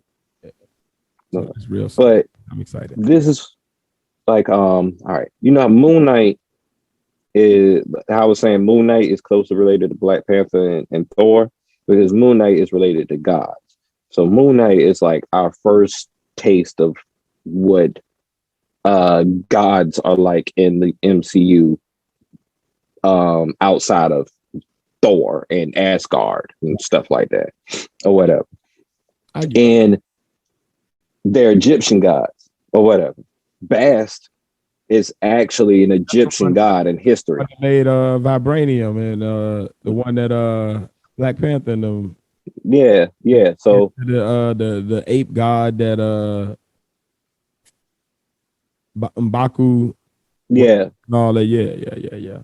So like and Bass, well, I kind of feel like Bass and the Wakandans were around before Egyptians in the Marvel universe It would or whatever. make sense based on So migration patterns. so basically Bass is really a Wakandan god that went over and started chilling with the Egyptian gods or whatever in Marvel universe. And then we go into Thor, and if you see the trailer, you see Zeus is in Thor or whatever. And all these other stuff. And that's pretty lightning. and then you got the God Butcher Gore, pretty much. So Gore. now the thing about so Sony still got that deal with Marvel, right? Mm-hmm. So with Gore using the Necro sword or whatever, this might be they might do it just like they did in the movie. I mean, in the comic books or whatever. They're introducing Null, the King in Black, through Gore's sword in this movie. I don't know if it's gonna. I think they'll bring King in Black to the MCU. I remember when you first brought that comic to the show, and you was telling us about it. I had asked you like, do you think they would? And you was like, you don't know, but like, do you think they gonna do that now? Now that they're bringing in Gore. Now that they made that deal with Sony or whatever, they can do it now, pretty much. So they probably will work their way around it, doing that. But I think that's probably way down the line. Yeah, pretty much, or whatever, until they sort things out. Yeah, they still got. They might even be trying to wait till Sony totally fucks up as far as movies go, because I still haven't seen Morbius. I'm gonna wait. I'm gonna wait for Morbius, pretty much. The way I've been hearing it. Few people like it. Most people are like, nah. And they all like. You think good about it? So, yeah, I think. If anything, yeah, this new. I'm more excited for the Thor movie, but not to say that I didn't like Doctor Strange, because I did like Doctor Strange. I especially like Zombie Strange. I wasn't mad at it. I like Zombie Strange. I'm interested to see what they do with Third Eye Strange. It's a lot that I'm interested in there. It's just I'd like for them to start tying some shit up quicker, just to like set me up for whatever the big movie's gonna be. You know, like I feel like they keep hitting me with the tabs. I'm like, just give me the lead in so I can see where the hook is gonna come, and then I'm good. You don't have to give me the hook yet. You don't even have to finish it up, but like at least give me more tie-in. I'm really a big fan of the universe being these standalone things that might have a crossover too. Like I prefer it to be like, even if it's not like a huge crossover, like at least give me like, where are we going? How is Thor and his partnership with the Guardians of the Galaxy going to tie into like where they're doing? Like give me something where some of these people have crossover movies that tie in, and then we get a big epic battle. I'm wondering. Well, I know it's going to be a big epic battle with Thor, because that's all. Thor's whole thing is the big epic battle. That's his gimmick. My character count, like oh yeah, character count. Looking True. for my Avengers, we're fighting in New York. Looking for my Endgame and Infinity War, we're fighting in Wakanda, or we're fighting in at the headquarters. Like I'm looking for these moments. Like I've gotten accustomed. Like the thing that the biggest success and the biggest failure to me of MCU and the way they plotted out and their strategy with the way they did things from the beginning is they've gotten us into a rhythm. It's almost like Charlie Clip's flow pattern. Like I've gotten used to the 4-bar setup. You've given me the movie intro, group, intro,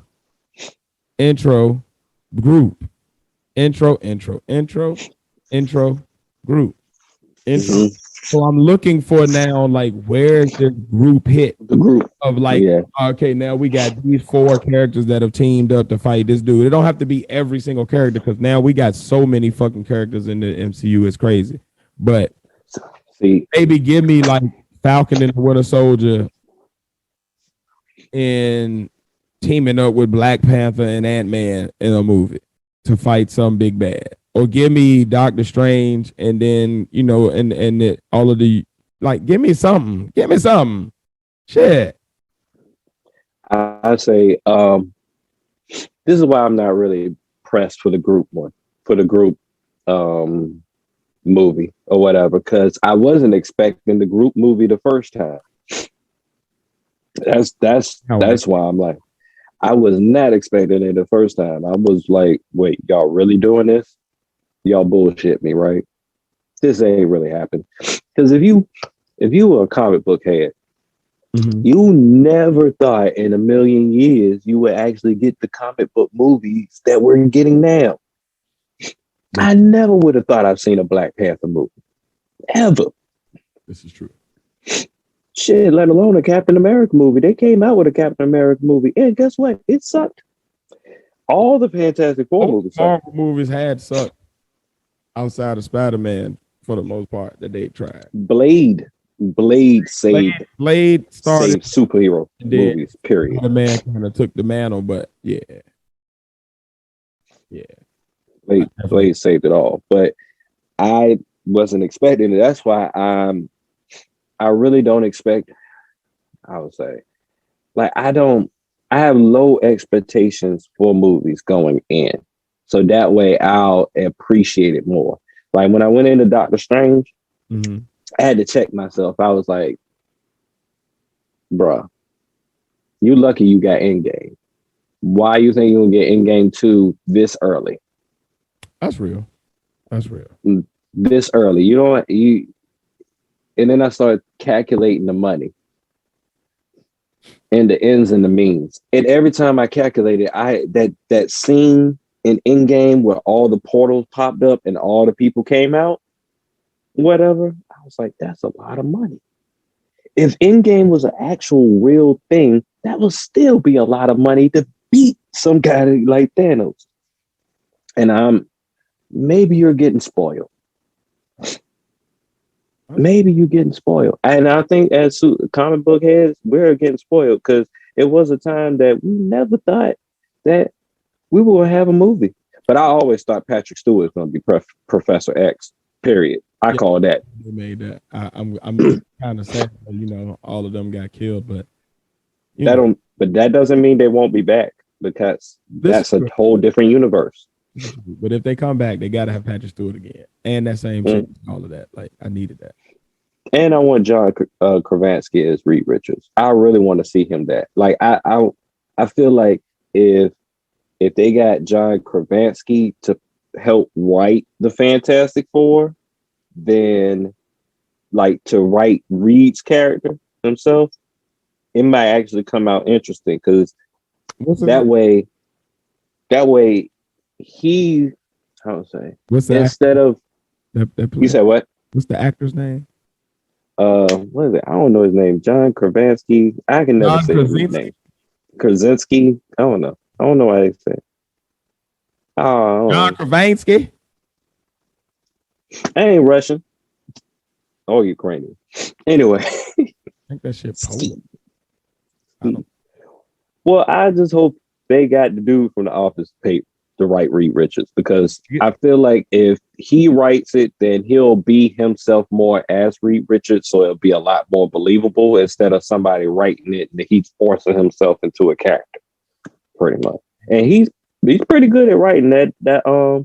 What's that movie? The Quiet Place. You seen that movie?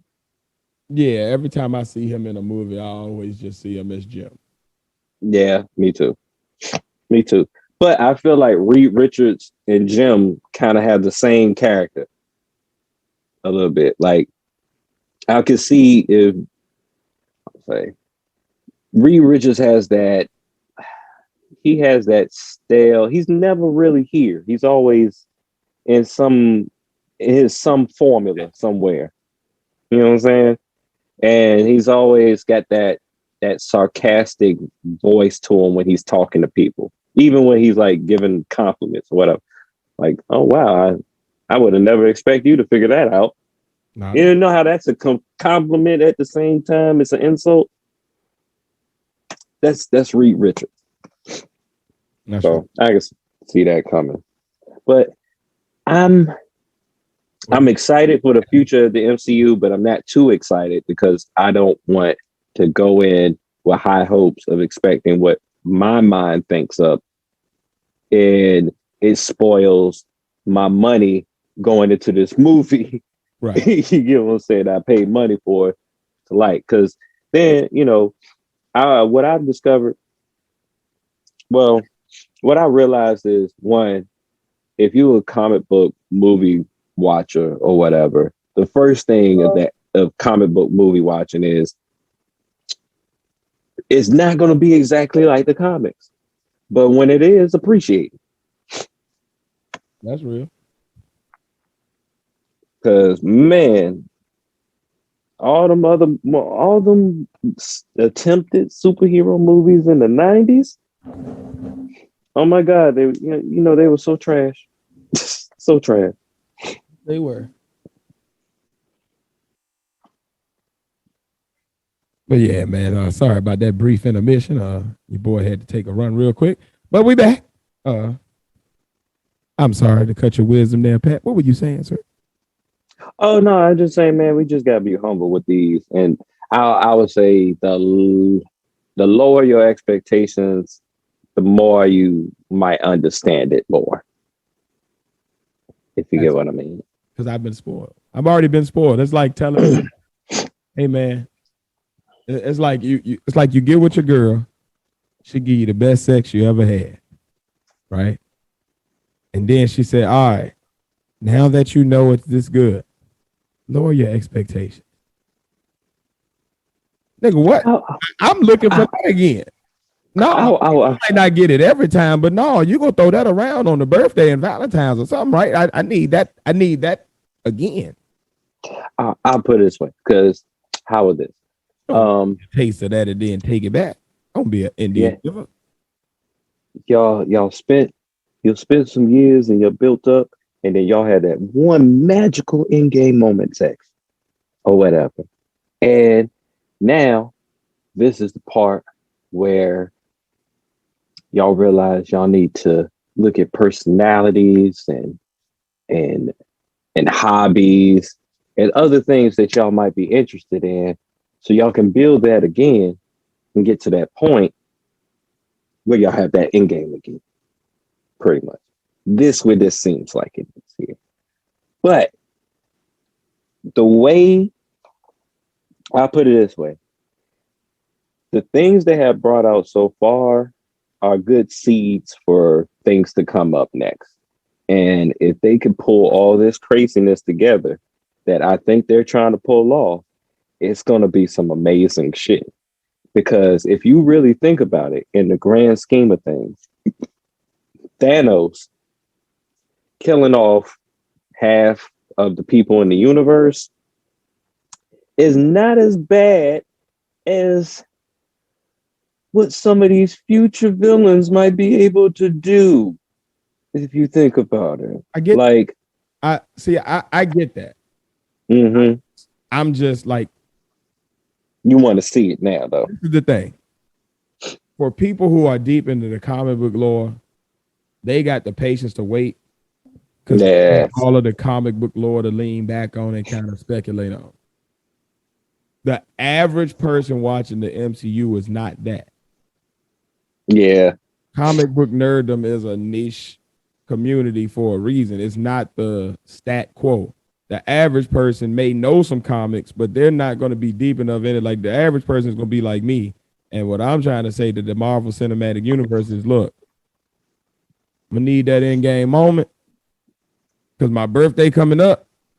If shit don't get to popping off pretty soon on that birthday, I'm going to go ahead and find me another cinematic universe to kick it with. Because if you won't, somebody will. Maybe not DC, but somebody going to come through. So I just need that. I need that. Like, I can deal with the meandering stories for a while as your world building. I'm with that. I went through that with Hulk, and then Iron Man, and then I was like, why are they connecting all them? Where are we going? Okay. All right, I know we get an Avengers movie. Who the fuck are they gonna fight though? Okay, now we got this. Now this guy sets up the Nate. I'm looking for that. Like you gave me meandering stories because Iron Man didn't really have that much to do with Captain America's story like that.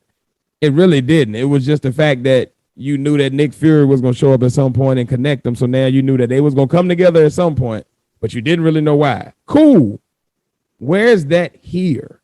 You feel I think that's my thing. The end game, that like the end credits are not connecting each show or each movie. They're connected to these random new people that now we gotta wait and find out. Well, who are you and why do I care about you? Like, if you're gonna give me the like make those connections during the movie, these new characters.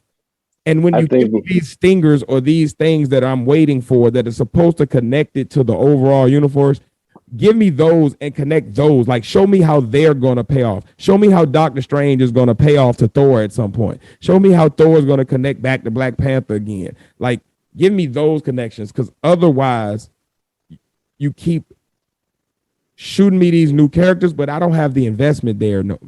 Like, the reason I cared about Iron Man connecting to the Hulk is because I knew who the Hulk was. I had already had him. I don't got Clea's movie. So I don't really know why I'm supposed to care about her until I come and talk to you. And even then, I'm not really sure that I give a damn because I don't know what they're going to do with her. And I really don't know if I'm going to see her again because the next movie, she may not show up at all. And I may get a whole another mid-credit stinger with a whole nother new person that I got to now. That's true. That's true. Like, go to the Pat Googles and figure out, Pat, who this person? Who this woman? That's the thing. In the phase one, I know about connective tissues to things. They kept reconnecting me to the last. They built the house right. They connected the walls to the foundation, so I knew how we got to the walls. Then they gave me the ceiling, and they put that on the wall, so I understood how that connected all the way back to the foundation. So I had these like familiar points to go from. What I feel like they did after Endgame was they tried so hard to reset that now they're at a point where they're not giving me the proper call back to the last movie. I really don't think they was expecting Endgame to be that successful. So I'm looking like, but every other movie before it was though, Pat. Like the reason the MCU was so big is because every movie got bigger and bigger and bigger. And even they might have had like 2 or 3 that was less than, but even those 2 or 3 were so much better than every other movie that came out as far as the sale. Like that, let's be clear, money ain't the issue. If you can keep on hiring these big name actresses and actors to be these cameos and to set this up, you paying some ass. You paying some money out your ass. So money ain't the issue. The issue is the way they're world building.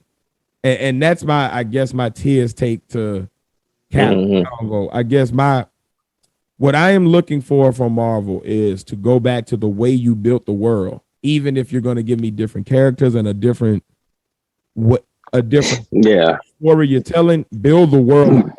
Keep building upon the last thing. The new thing should at some point you got to give me that connective tissue back to where you just was at.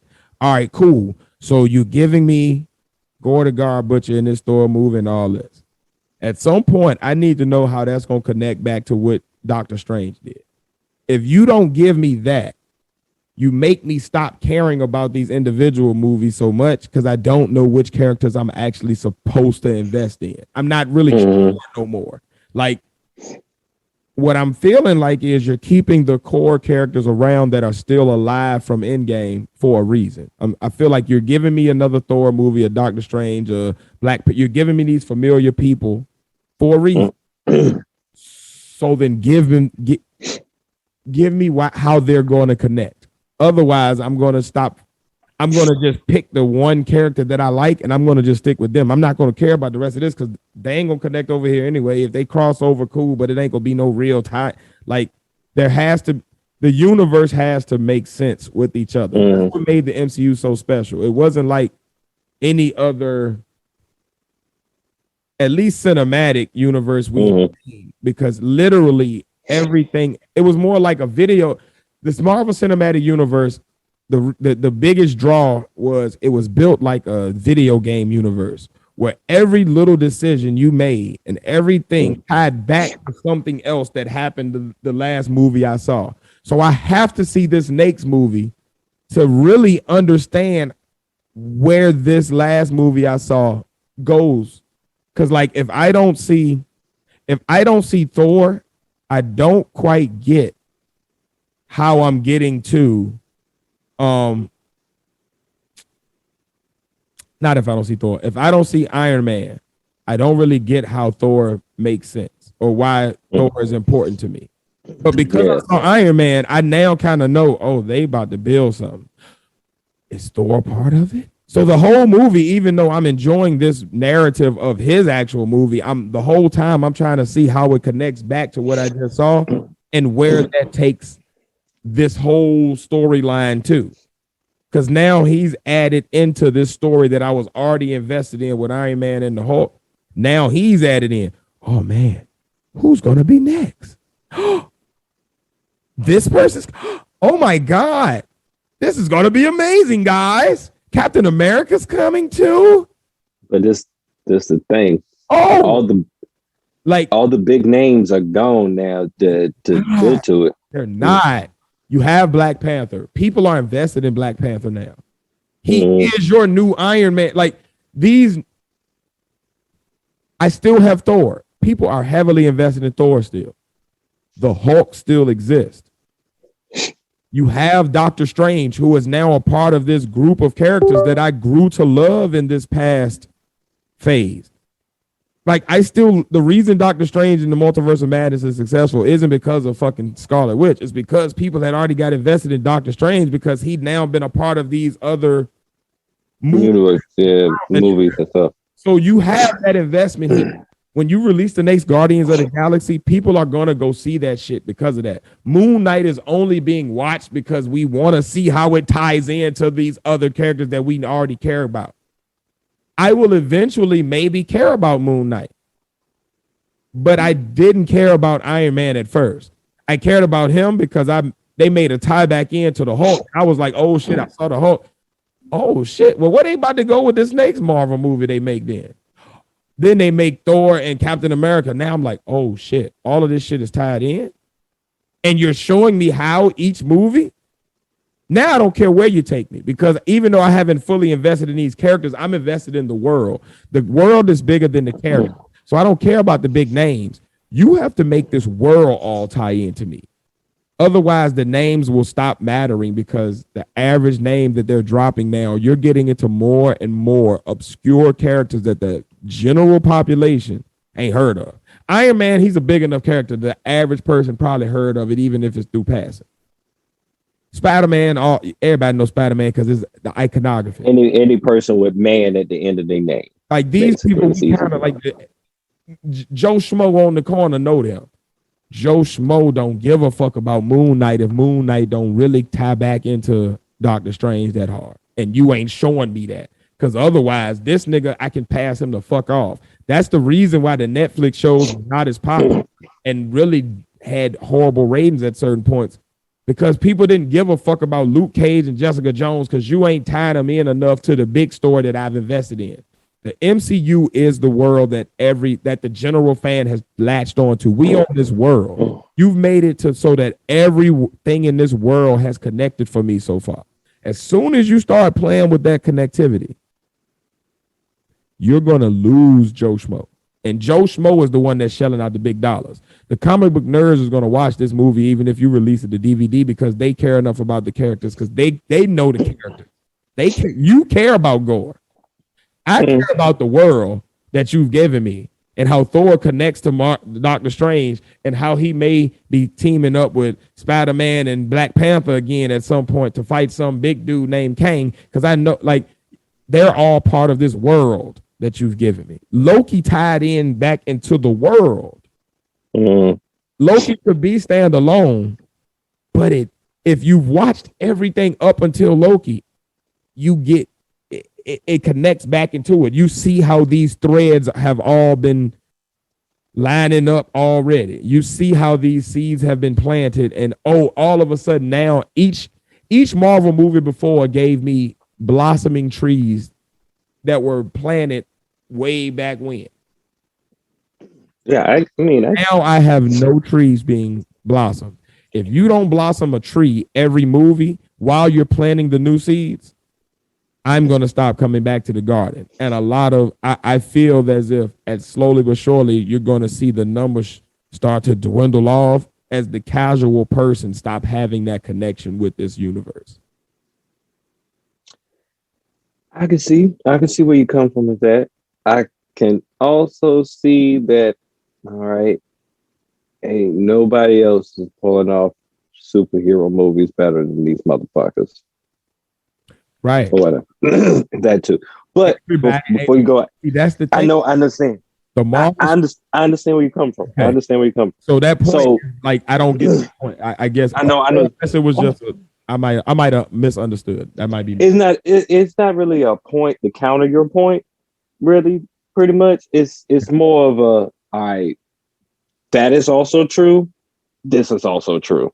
So it's kind of like we're gonna see which one is going to override the other, pretty much. But I feel like about a superhero movie. This for the story is gonna lead. This is the stage where they built this 10-year of this world or whatever. Now they're just like, I feel like they're showing different. We went from world to universe, so they're showing different parts of the universe. No problem. And the Easter eggs are the ties. It's like the little small Easter egg. But like you said, for the casual person, it's not going to click. So what they're going to have to do is work more on the goodness of the story until they fit everything together or whatever. Like the story has to be good enough to convey it, or pretty much. Because now it's like, it depends on what their goal is. If their goal is to get different fans and to build a whole new fan base, cool. That makes total sense to me. But I guess for me, I'm thinking from studio logic is like, we've built this up to like every movie is damn near is like $1 billion box office smash. That the reason that is because we have the comic book nerds, plus the action movie people, plus the superhero movie people, plus the people who just like good stories in movies, plus the people who have invested in this world that we've built, right? If you start to alienate those different groups, what you're going to find is you're going to have certain characters where Doctor Strange movies might make $1 billion. But you release a movie about Boo Boo the Star Dancer, that movie is no longer going to make $1 billion because it no longer ties in close enough with the bigger world. And the average person that cares about the bigger world don't care. Like, I don't know this person. I'm not going to see that shit once I start to realize I kind of think they know that, because that's basically how Marvel and comic books have been the whole time. Like, Moon Knight has never been a person where it captured a lot of people. Like, in general, I think what they're doing is like they're creating multiple genres of like superhero. You want something horror, like you got Doctor Strange. You want something more, now that makes more sense. Superhero like you got Thor. Well, in that case, I can roll with that. I just need Kevin Feige to let me know that so that I can stop showing up for these miscellaneous characters shows that I don't want to see, and I can just show up for the shit that I want to see. Then I know. But that's the problem. You're in a weird place where a person like me can't tell what you're doing. And if I keep thinking that you're still going by your modus operandi, the way you've operated up until now, I'm still showing up to these obscure things. The only reason I watched Guardians of the Galaxy is I wanted to see how it tied back into the other movies that had already been out. If it's no longer that, tell me so I can stop, because I don't want to sit through obscure movies and just try to see if I think I'd rather not go this- through that process. Like, I don't give a fuck about Moonlight, and if he ain't tying into the rest of the shit, I'm actually on it. And I'm actually surprised you actually saw Moon Knight because I'm watching everything right now because I'm thinking that it's all. that's all it is. But now that you said that, I understand. Or whatever. Why you said it. From now on, I want you to think like this. You have your favorite comic book. Pick your favorite comic book. Because that's the way they're probably going to go this time. If you want... Smart, Pat. For a person, that's the scary part because I feel like as soon as I do that, oh, nope, they're going to start going back to the old model. And now I'm missing movies and now I've got to play fucking catch up and shit. And oh, Lord, let me go back and watch these 7 hours of fucking footage because now I'm lost and I need to know what connections I done missed. Like, I ain't got, like... Guess what? We're you are now you a comic book collector now. Nobody wants to be that. Like nobody else wants to be that. Like that's the beauty of a movie. It's not that.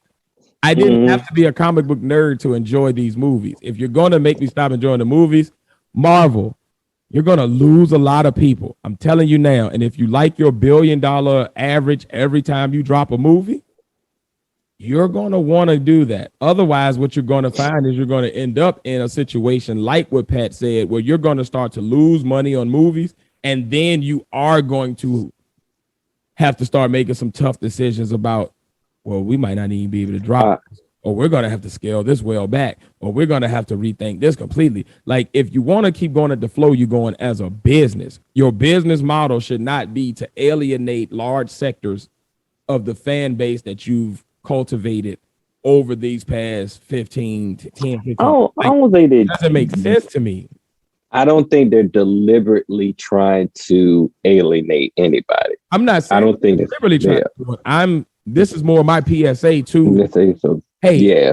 If somebody from Marvel happens to stumble across this video in the off chance, or you stumble across our podcast and the off chance that happens, listen, as the fan that is not coming to Comic-Con, as the fan that is not the comic book nerd that's been entrenched in this culture for years, as the person that's Joe Schmo off the street, that you've turned into a fan of your product, don't lose me when you don't have to. You can accomplish the goal of getting all these different genres out there and having all these different things while still keeping me entertained and on your side as well. There's a way to do it, and it's simply you tell the same stories, but just connect them, flip it. Stop giving me the new person as the connective tissue and make them a part of this storyline. Like make them a part, like bring in Clea in the next movie. Connect back to the other movies that are going on and that are dropping in this same 3 to 5 month time period. Like instead of Clea, you could have given me a connection to Thor. And then in the next Doctor Strange movie, give me Clea as a character in that movie that is now introduced and make her a part of it. So now I'm building an interest in her. They might be actually trying to save that moment for a good, like, as far as like care what they're trying to do, Pat. I think that's made like you're justifying for like, well, these is why I don't care. I don't care why they're doing this part. This is the part where I'm saying this is what they're doing. Mm-hmm. As the person who don't know Clea, like again, our lenses are shifted. You know who Clea was. You got the connection. It makes sense to you. Your brain can then, as a person who understands this, your brain can make all of these other connections and go off on these tangents of, ooh, they might be going here. Oh, look at what they could do here. That's you. And that's the small subset of comic book nerds that make up this entire Marvel Cinematic Universe fandom. All of the rest of us saw Clea. Yeah. Most of us had no idea who the fuck she was, period. Those of us that actually, though the small subset of all of the rest of us that actually take time to do what I do and go down the rabbit hole of YouTube and research and try to figure out and go. I watch all of these recaps and to figure out who she is. We kind of get it now, but then the end result on our end, right? Same movie scene. Your mind has all of these fun tangents it can go into and fun places it can go to. Our mind is like, hey, what does this have to do with all the shit we've seen? Because we don't have the referential points to go anywhere past what we've just seen in the movie. All we have is what we've seen. So we've seen this lady and we have no idea who she is, why she's a similar case in point. When they brought in Star Fox, what was that? That was at the end of Eternal. At the end of the Eternals. Yeah. I get what you mean. Giving us a whole movie of people we didn't know, had no connection to. The good thing is it's a movie about them. So now we've built up investment. Now you throw in this random character, not connecting it to Guardians of the Galaxy. You would have been better off connecting another Celestial that at least we was on the same line with you with the Celestials from Guardians of the Galaxy. Give me a Guardians of the Galaxy connection. And then in the next Guardians of the Galaxy, make some mentions about Star Fox. So when he's introduced at the end and then he's like, that's how you got us. That's how you got us random people who never watched superhero movies in depth like that. That's how you got us. So all I'm saying to Marvel is you got to $1 billion status, not just normal superhero movie status where they might make hundreds of millions. They can't do and all this shit is because you gave me worlds that connected. Every superhero movie universe connects to the other one, so you get it. They can't introduce these new characters with the same fame that they with as Captain America's, because most people don't know nothing about Clea or Star Fox. Learn about Captain America from Iron Man. You gave me a movie about Captain America. I didn't learn about Ego and the Celestials from a end credit scene. I learned about them because you gave me one of those characters in a movie about characters I had already came invested in. Like what's happened is Marvel has stopped giving me the movie about the new character and then world building backwards into and weaving them backwards into what I already knew as you introduce me to them and give me a whole movie where I can feel them and care about them. Like you could have given me an episode of another show that had Moon Knight in it. So now throughout this episode, I'm learning who Moon Knight is and I'm getting invested in him. So now when you get like you gave me Scarlet Witch as a secondary character in a movie about characters I already cared about. So when you gave me the Scarlet Witch show, I'm invested. They stopped doing that. Give me Clea as a secondary or offhand character that pops up throughout the Doctor Strange movie. So now I know who she is. Then in the end credits, give me the connective tissue that connects this Doctor Strange movie and what's happening in this world to what's going to happen in Thor or what's already happened in another TV or what's happening in Moon Knight even. Because now you're connecting like that's how the Marvel Cinematic Universe has always operated and why it's so successful. It gives you new characters and introduces them fully to you before while they use the Easter eggs and the mid-credit scenes to connect to other things that are either right about to drop. So I now know, okay, I need to watch this next movie because it has a tie into this movie or to the last thing you drop. So this movie, okay, I get how it connects back. So now I see what they're doing. They're building. This part has something that what I just saw had something to do with how I got here. That's how they used to build it. What I'm seeing them do now is they're giving me movies about or shows about old characters and then using the Easter eggs and the end credit scene to introduce something I've never seen. The problem with that model is I leave not understanding how this connects to the world of these other movies and shows that are surrounding this movie or show. And I have no reason to know why I'm invested in this new character. It's all about investment.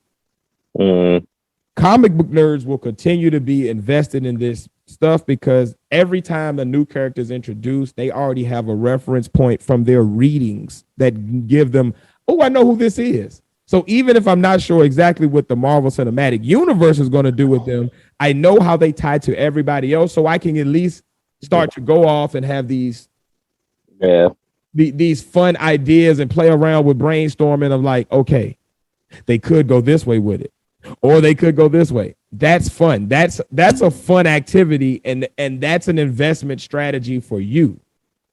But for all of us other folks, we get lost in the shuffle and we begin to trail off because our investment starts to go away until you give me a movie that's specifically about the person that I like. And the problem is with that, if they keep going with this model, is I'm going to stop caring about this person that I like, or I'm only going to watch this person that I like.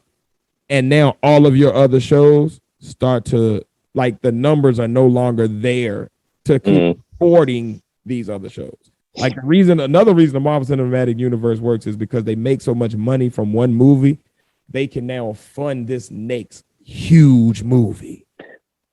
Well, yeah. I mean, I get where you come from. I'm just looking at it like I see why they put Thor's hammer at the end of Iron Man, because that's a way they could introduce a whole new movie genre, and they're trying to do that now with new character. If you want to do that, then this is what you do.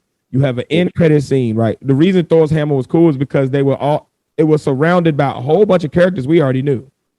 We knew what S.H.I.E.L.D. was by now. We understood what a Nick Fury was. We understood they are looking at all of these supernatural people.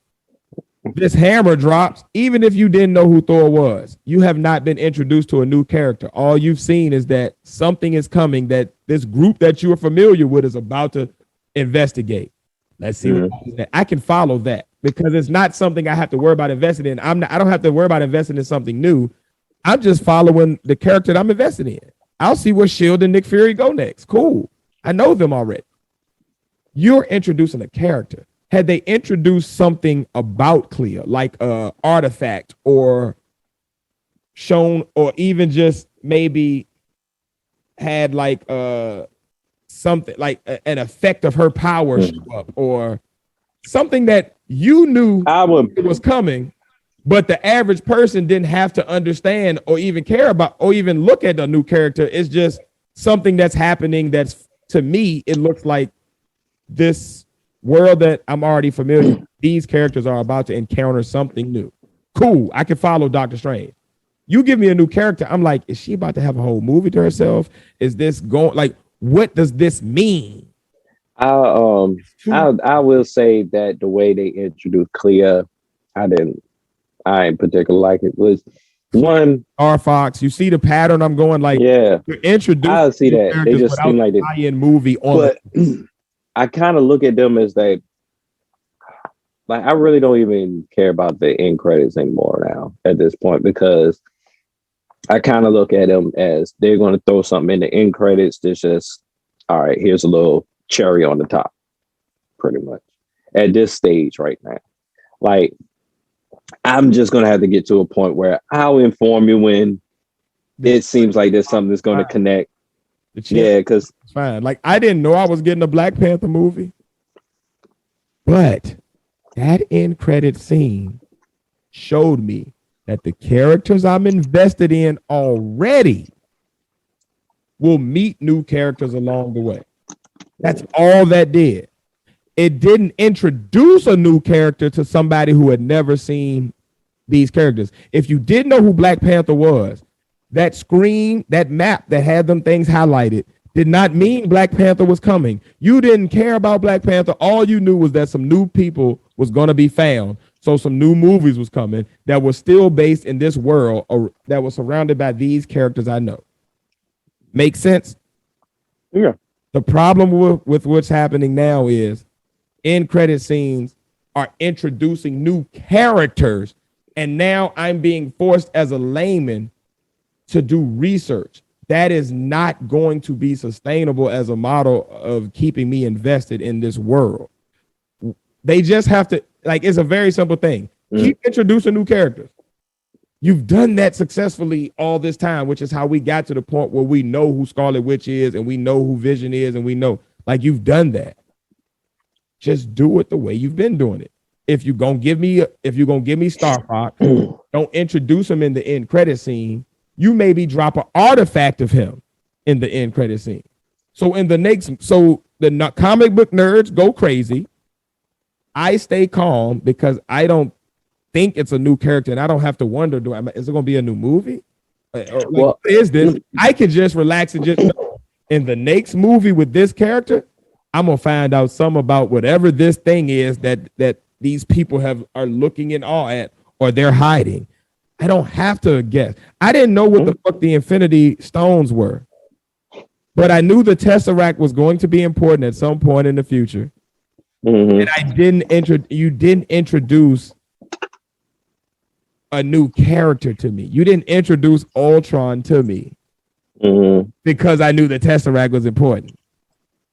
You didn't introduce, like, you see what I'm saying? Like, yeah, like the Easter eggs and the end credit scenes should be the things that either one, give the comic book nerddom their satisfaction and they get to go off on tangents, while the casual fan gets a satisfying understanding that these characters that I've become invested in this movie, whether it be the title name or the secondary characters that have been introduced along the way in this movie, they're going to be going on an adventure, and it's going to be based around this thing that I just saw. I don't have to necessarily know what new characters are coming or even do the guesswork. I have just now been satisfied in knowing that these characters are going to be tied into something new, and something new is about to be brought into this world that has been built that I've become invested in. It's simply just a narrative choice that is simply is just don't put that person's face there. Like, I didn't know Thanos was coming until I had already gotten all these clues up until this point that Thanos was coming. So when Thanos first turned around and smiled at the camera, even if I did not know who the fuck he was, I did recognize that he was the big bad that had been set up through all of these other clues. Like, I knew there was somebody controlling Loki. I knew there was somebody controlling these other characters. Like, that had been established. It was just a matter of who it was. I think the reason why, like, I get you now. Like the people they introducing don't be having shit to do with nothing that just happened in that movie. It's just a random new character that's gonna tie into something else, but not even the next movie I'm gonna see. It's gonna tie into some 3-4 movies down the road. That's not what Marvel had been doing. If it was a new character introduced in this movie in the end credits, you best believe it was because they were in the very next movie that was coming out in theaters in 3 months. Well, you see what I'm saying? No, I get what you're saying. Trust me. I understand where you're coming from. I'm just putting some explanation to it or anything. My only gripe need to know is that what you're doing? So we can then make that narrative choice to then be like, all right, now it makes sense. Otherwise, we just keep showing up to these shows and movies confused, not about the actual the narrative that we just watched, but confused as to what does this have to do with everything else that ties in? Like Multiverse of Madness, I know it ties into Loki. I know it ties into what happened before that because of Loki. But now you know how that's connecting to Thor. Well, clear. How should I say? Or Black Panther. I'm not even. I'm just saying. I think Clea is just a continuation of like Doctor Strange. Well, I know Clea is just a continuation of Doctor Strange lore. or whatever. I really don't. So don't give me her here.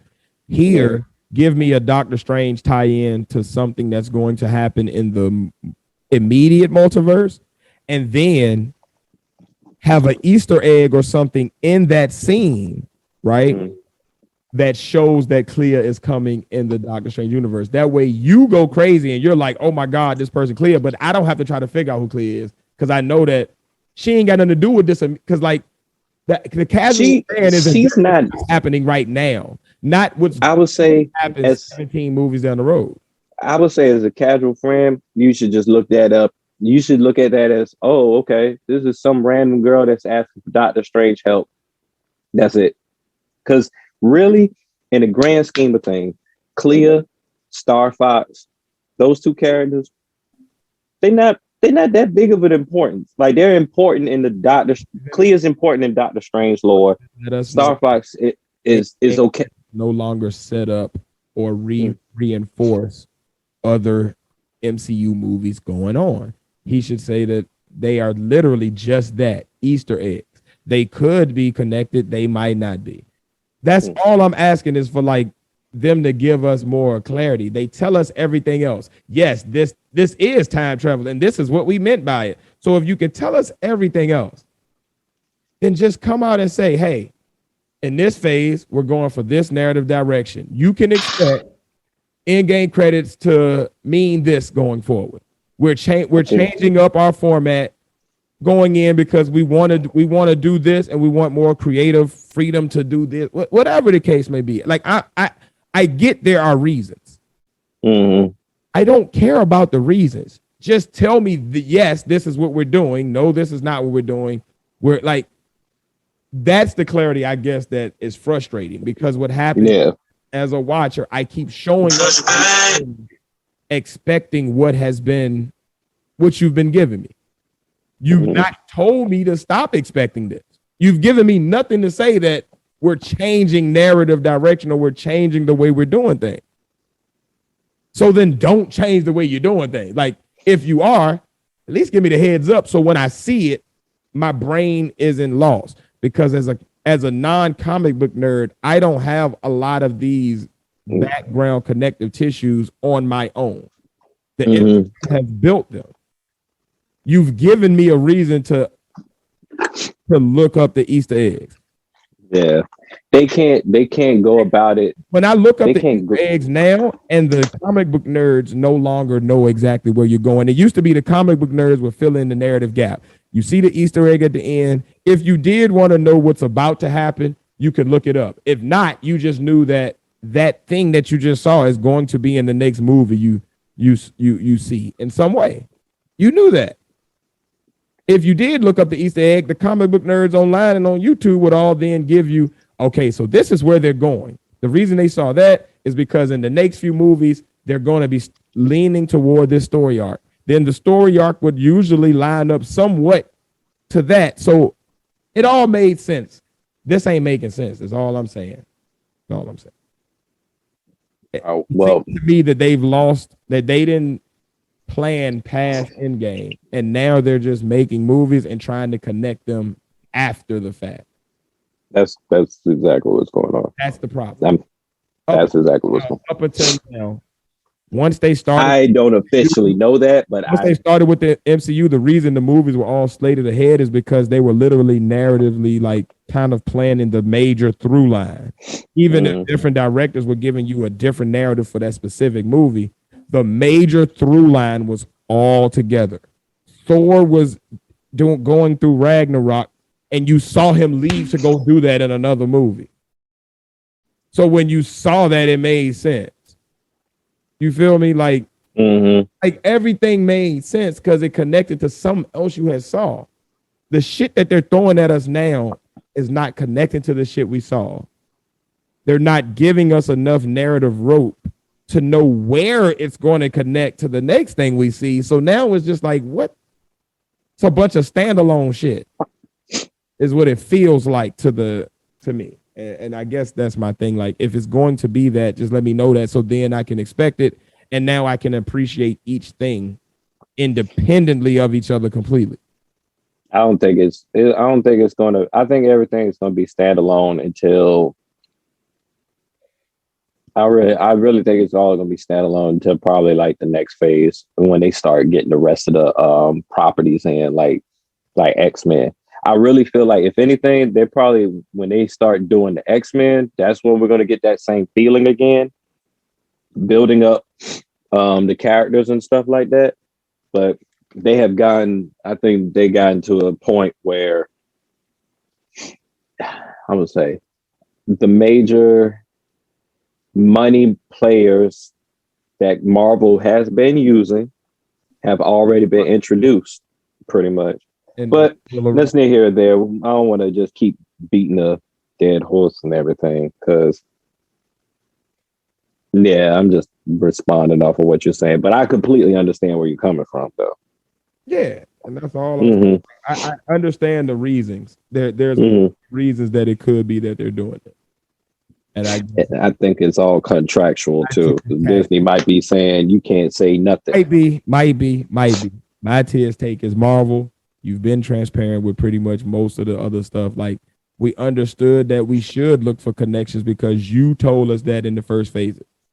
At first, we thought we were watching standalone movies that just happened to surprise us and connect. Then you came out and told us it's a universe. They're supposed to all connect. These things are happening in conjunction and in the same world as others. The things in this movie will affect other movies. Cool. So now that's what we're looking for. If that is no longer the case, to where like this movie may not affect anything else in the other movies, it's just a movie. It may happen in the same city, but it's not going to have anything to do with. Then cool. Just let me know that so then I can appreciate that. When you have a narrative expectation that's been built in, and then you don't fulfill that expectation, that's what leads to the letdown. You set the expectation. If you don't set the expectation, or if you remove that expectation, it makes all of this easier on the casual showing up. You know what I mean? And that's my thing. But yeah, that's my rant on that. But I definitely appreciate some of the movies. Like I don't think the movies are bad. Like I like Multiverse of Madness. Mm-hmm. I like WandaVision. I like Eternals. As just if they were just by themselves, I would have liked them. They were just good stories being told. Mm-hmm.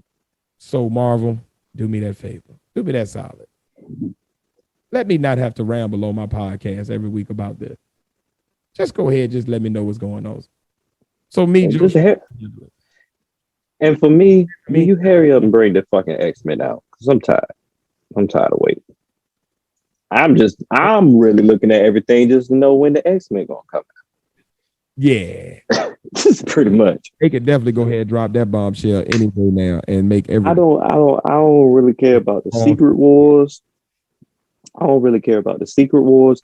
I care about Thor: Love and Thunder because I actually like the villain Gore himself in general, and I wasn't thinking they were gonna bring him out that soon because he's publication wise ain't but like 10 years old of a character pretty much. But other than that, yeah, I'm just waiting to see when the X-Men is coming out and if they're actually going to pull off Fantastic Four right. And Fantastic Four is not even one of my favorite comic books. It's just that they're so much of a stable in Marvel that majority of things that happen in Marvel have something related to the Fantastic Four some type of way. But yeah, that's neither here nor there. That's all I'm waiting for. Marvel, X-Men. Bring X-Men out. I want Wolverine. Well, on that note, the partners definitely agree there, buddy. Because I am definitely ready to see a Wolverine in the MCU. So and bring Omega Red out. I need a decent Omega Red and Wolverine fight. Come on, bro. A decent one. Yes. Not just the cameo in Deadpool. I need a decent Wolverine and Deadpool fight. And a better Sabretooth and Wolverine fight. I mean, a decent Wolverine and a Mega Red fight, not Deadpool. But in a better Sabretooth and Wolverine fight. Yeah, it could be a lot better. 100% agreed. So yeah, man, Marvel, Get the people what they want. You have heard me and Pat's request. Now do the shit. You heard us. Or it'll be South Carolina with you. And on that note, we have ended another pod. Episode 78. We getting old. We continue to age in this thing. And we continue to bring these conversations to y'all, man. So let us know what y'all think in the comments. What do y'all think of the newest Marvel phases? What do y'all think about the movies that are currently out, the shows that are currently out? Where do y'all think they're going with these narratives? How do y'all think it's going to tie in? Do you think it needs to tie in? What are y'all thoughts? Let us know in the comments below. Drop them. And yeah, man, as always, I've been 1/3 of the partner. It's your boy Ted.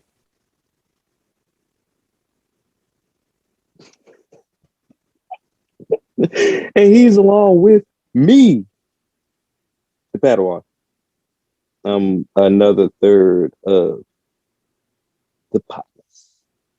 And we missed the other third face, but he will be back with us on our next recording. Definitely prayers out to him and the fam, man. Hope everything is going well. Hope all is well. Prayers. Love you. And yeah, man, that's been another episode, man. Y'all be good. As always, man, make sure y'all support. If you can, go ahead, throw your boys a donation. You can either do that on Cash App at $PodnasTiers1, or you can always leave us a donation at buymeacoffee.com/thepodners. You can donate for as little as $1, or you can sign up for a membership for $4.99 a month. You can also sign up to be a monthly supporter on anchor.fm/the-podners. Yeah, so if you want to support financially, you can always do that. If you want to support financially and get something for your money, you can always go to rtradeclothing.com. Pat, tell them more about that. What's the website again, Pat? www.rtradeclothing.com. That's ARTRE clothing. They don't tell you how to spell clothing. I'm not either because I don't feel like it. But rtradeclothing.com. Indeed. They get all your Podnas merch, your AC83 merch. It's springtime, so spring lines are about to be dropping. Heck of stuff up there, man. Like it's a bunch of stuff up there. So go ahead, get your merch, get your gear, get your apparel. Today, I believe that promo code Pod Squad 83 all caps, not the all. Make sure you're in all caps, then put Pod Squad 83. I think that still puts $15 off or 15% off or something on your shipping or whatever. Discounts, y'all. Go ahead and get them discounts, man. Yeah, do that, and then Pat, if they want to do something after they support, they want to still get in touch with us, talk to us, how can they do it? Like, share, and subscribe, and share on all of our social medias at THEPODNAS. That's Twitter, that's Instagram, that is the I'm always forget one. Twitter, Instagram, TikTok, Facebook, Twitch. Tiz, Patt, all the partners, and Twitch also. Everywhere, man. If you own it, we own it. So holler at us. Yeah, man. It's been another one. We about this thing, man. Thank y'all for joining us. I hope y'all have an amazing week. And as always, we love y'all. Peace out, motherfucker. See y'all next week. I'm gonna roll up in behalf of face.